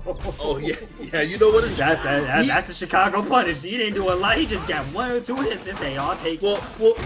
Here's the thing: the Chicago punches is when you throw after somebody does a really unsafe move. So he did an EX block a ball and he punish countered him with the throw. If he could have gotten a better combo instead of the throw, he would have been in a much better spot and could have possibly cooked that round. But that's just how it is, and that's how it goes sometimes.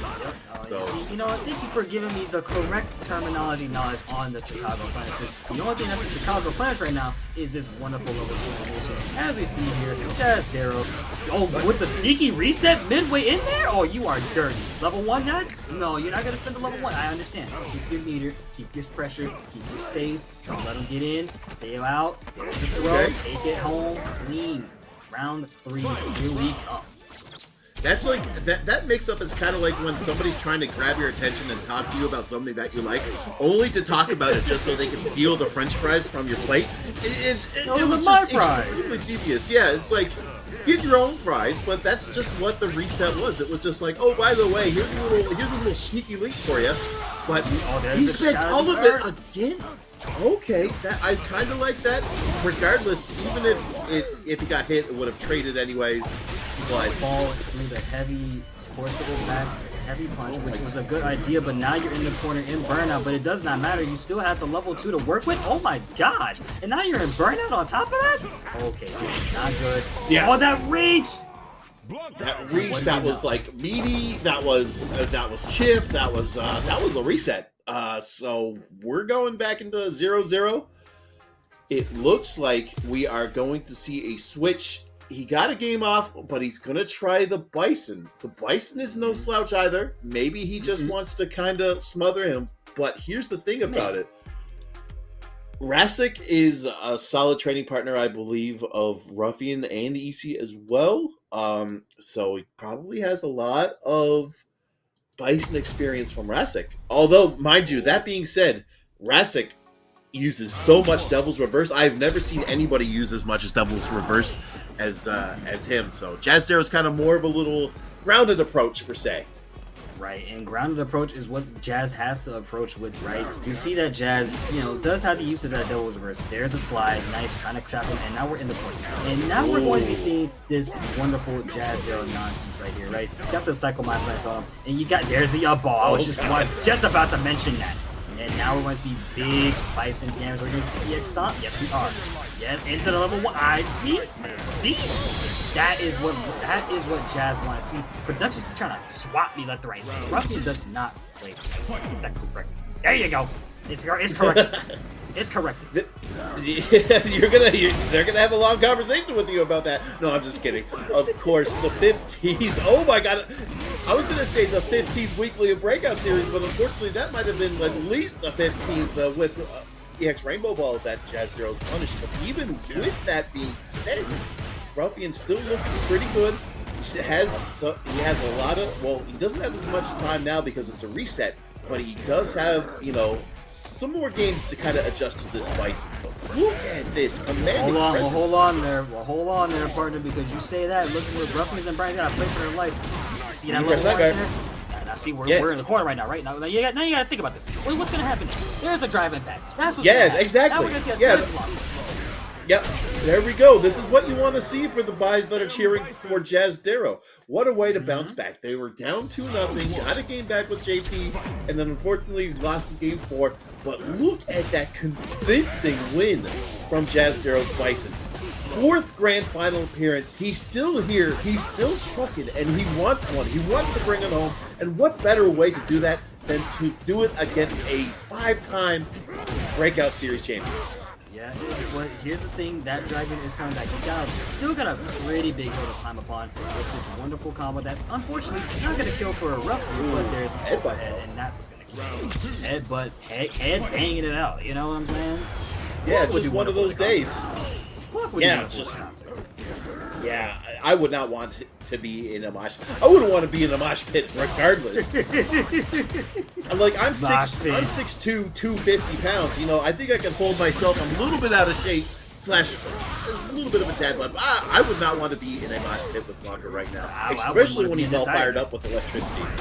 This is a mosh pit of a situation. Jazz got to get a little bit closer and trying to fight back, but there's a Blanka-chan. Thankfully, the grab saves his life, but you're taking damage because of it. I don't know where that crouching heavy punch came from, the snipe, but there it is. Not dead just yet. One more shot at life. One more chance. Got to root it out for Jazz here. Now, Ruffian backing off, understands that this is his momentum, this is his lead, doesn't need to do a whole lot. Jazz played it out, but the slow button versus the fast button. Who takes it? That's the thing about it, is you're put in a situation where you gotta press buttons because you gotta hit them. You're in such a big disadvantage, and Ruffian knew that, so why not just get the trade? Why not throw the button out? And that's exactly what happens. So good awareness there by Ruffian. It's 1-1 on this reset. Oh boy, and this is again we are now in the Metro backstreets. This is where Bison actually robbed these guys for his clothing gear. Like, bro, Bison was out here start but like all out in the new. And he came over here, guys were messing with him, and he said, you know what? I want your clothes. Give me those clothes, but in exchange, I need you to give me your life block. Because you are lower and lower, Jazdero. And now Jazz has got to switch it up, figure it out, take his time. There's the button to kind of lock with that throw. Boy, corner, but switches sides. Uh-oh. One throw. Mash, is there another throw? No! Oh god. It is. Yeah, that was clutch. That was good stuff by Ruffian to point it out there. Meterless. This is the thing about it. It's like there's so many expendable resources that you can just get back in the next round. Might as well just go nuts with them. And that's why a lot of great players are the ones that know how to spend all their meter accordingly. And look at this, just gonna be able to possibly carry him over the corner. Not close enough, but okay. Psycho Crusher barely going over the Blanka trying to save himself. It's kind of nuts, dude. Great scissors kick to kind of snub him there. Didn't want to get like a possible like Blanka ball to activate Blanka-chan. So, you know, the double knee kick we've kind of barely seen from Ruffian. It's been using that as just a way to kind of add a little bit more mental stack to Jazdero. Okay, that was obnoxious. Great air-to-air, normal to get him out, but still has a mountain to climb. He's got to try to find a way to burn out Ruffian here. But, well, there would have been a way, but that was not the way. Oh man, that is actually super duper unfortunate. And you know, it is kind of messed up as well because Jazdero was so prepared for that Blanka up ball punish from the sky last round. But here we are, game number 3, set point for Ruffian, who is trying to get there as quickly as possible, but Jazz doesn't want to let him at all. And now we're seeing Jazz trying to keep them trapped in this corner just as much as possible. There's a driver pack trying to escape there. Up ball, but going around town, gets a throw from downtown. Get in there. Oh! Okay. I like that was a unique way to get mine set up. That's close enough because the thing is you can cancel that crouching heavy punch. A lot of people tend to do that like that. Plus, I get it. Trap him in there. Oh no, just speaking of trapping him in there. And like I talked about before, he's going to spend it, and it's not going to be enough. And he baits it out. Oh my god, the slide. Are you kidding me? Tournament point for RUFIANmx on a Grand Finals reset. Gotta believe in Jazdero supremacy. I believe in Jazdero as well, but you know, that's just how it goes sometimes, unfortunately. It's just right. But that's also how it goes sometimes. You missed! Drops it, no! I don't think you wanted that! Oh, please. Mash, you gotta hold me, dude. I don't know what's gonna happen next. Dude, he locked him out of it. That's so crazy. Look at that. Throw. Okay. The kicks.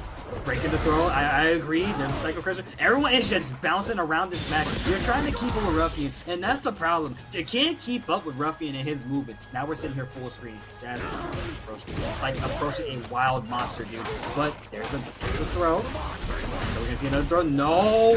Should have held the parry out just a little bit more longer. Now Jazz much more. Okay, I respect it. Maybe unfortunate. Not just yet. Oh my goodness. Yeah, we have a chance. Yes, We have a chance. No meter required there, besides the drive meter. And we're going to final round, game 4. Oh my goodness, this could be a game 5 at any given moment for both of these players, but I think Ruffian, once again, does not want that. He wants to go to bed already, but he may not just yet. And throw. Like what I talked about before, yeah, Bison doesn't have the best options on defense, so Ruffian's been doing a really good job of just trying to get out of it. EX into level 3, not bad. You're going to take away some of the burnout gains here, but it's not going to be enough to cause burnout, I mean. But he had to do that, though, because he saw the Blanka shot coming up. And oh now my, it doesn't saw matter. the Blanka shot coming up, you're dead! Oh my goodness, I liked it. It was a valiant effort, Jazdero, but Ruffian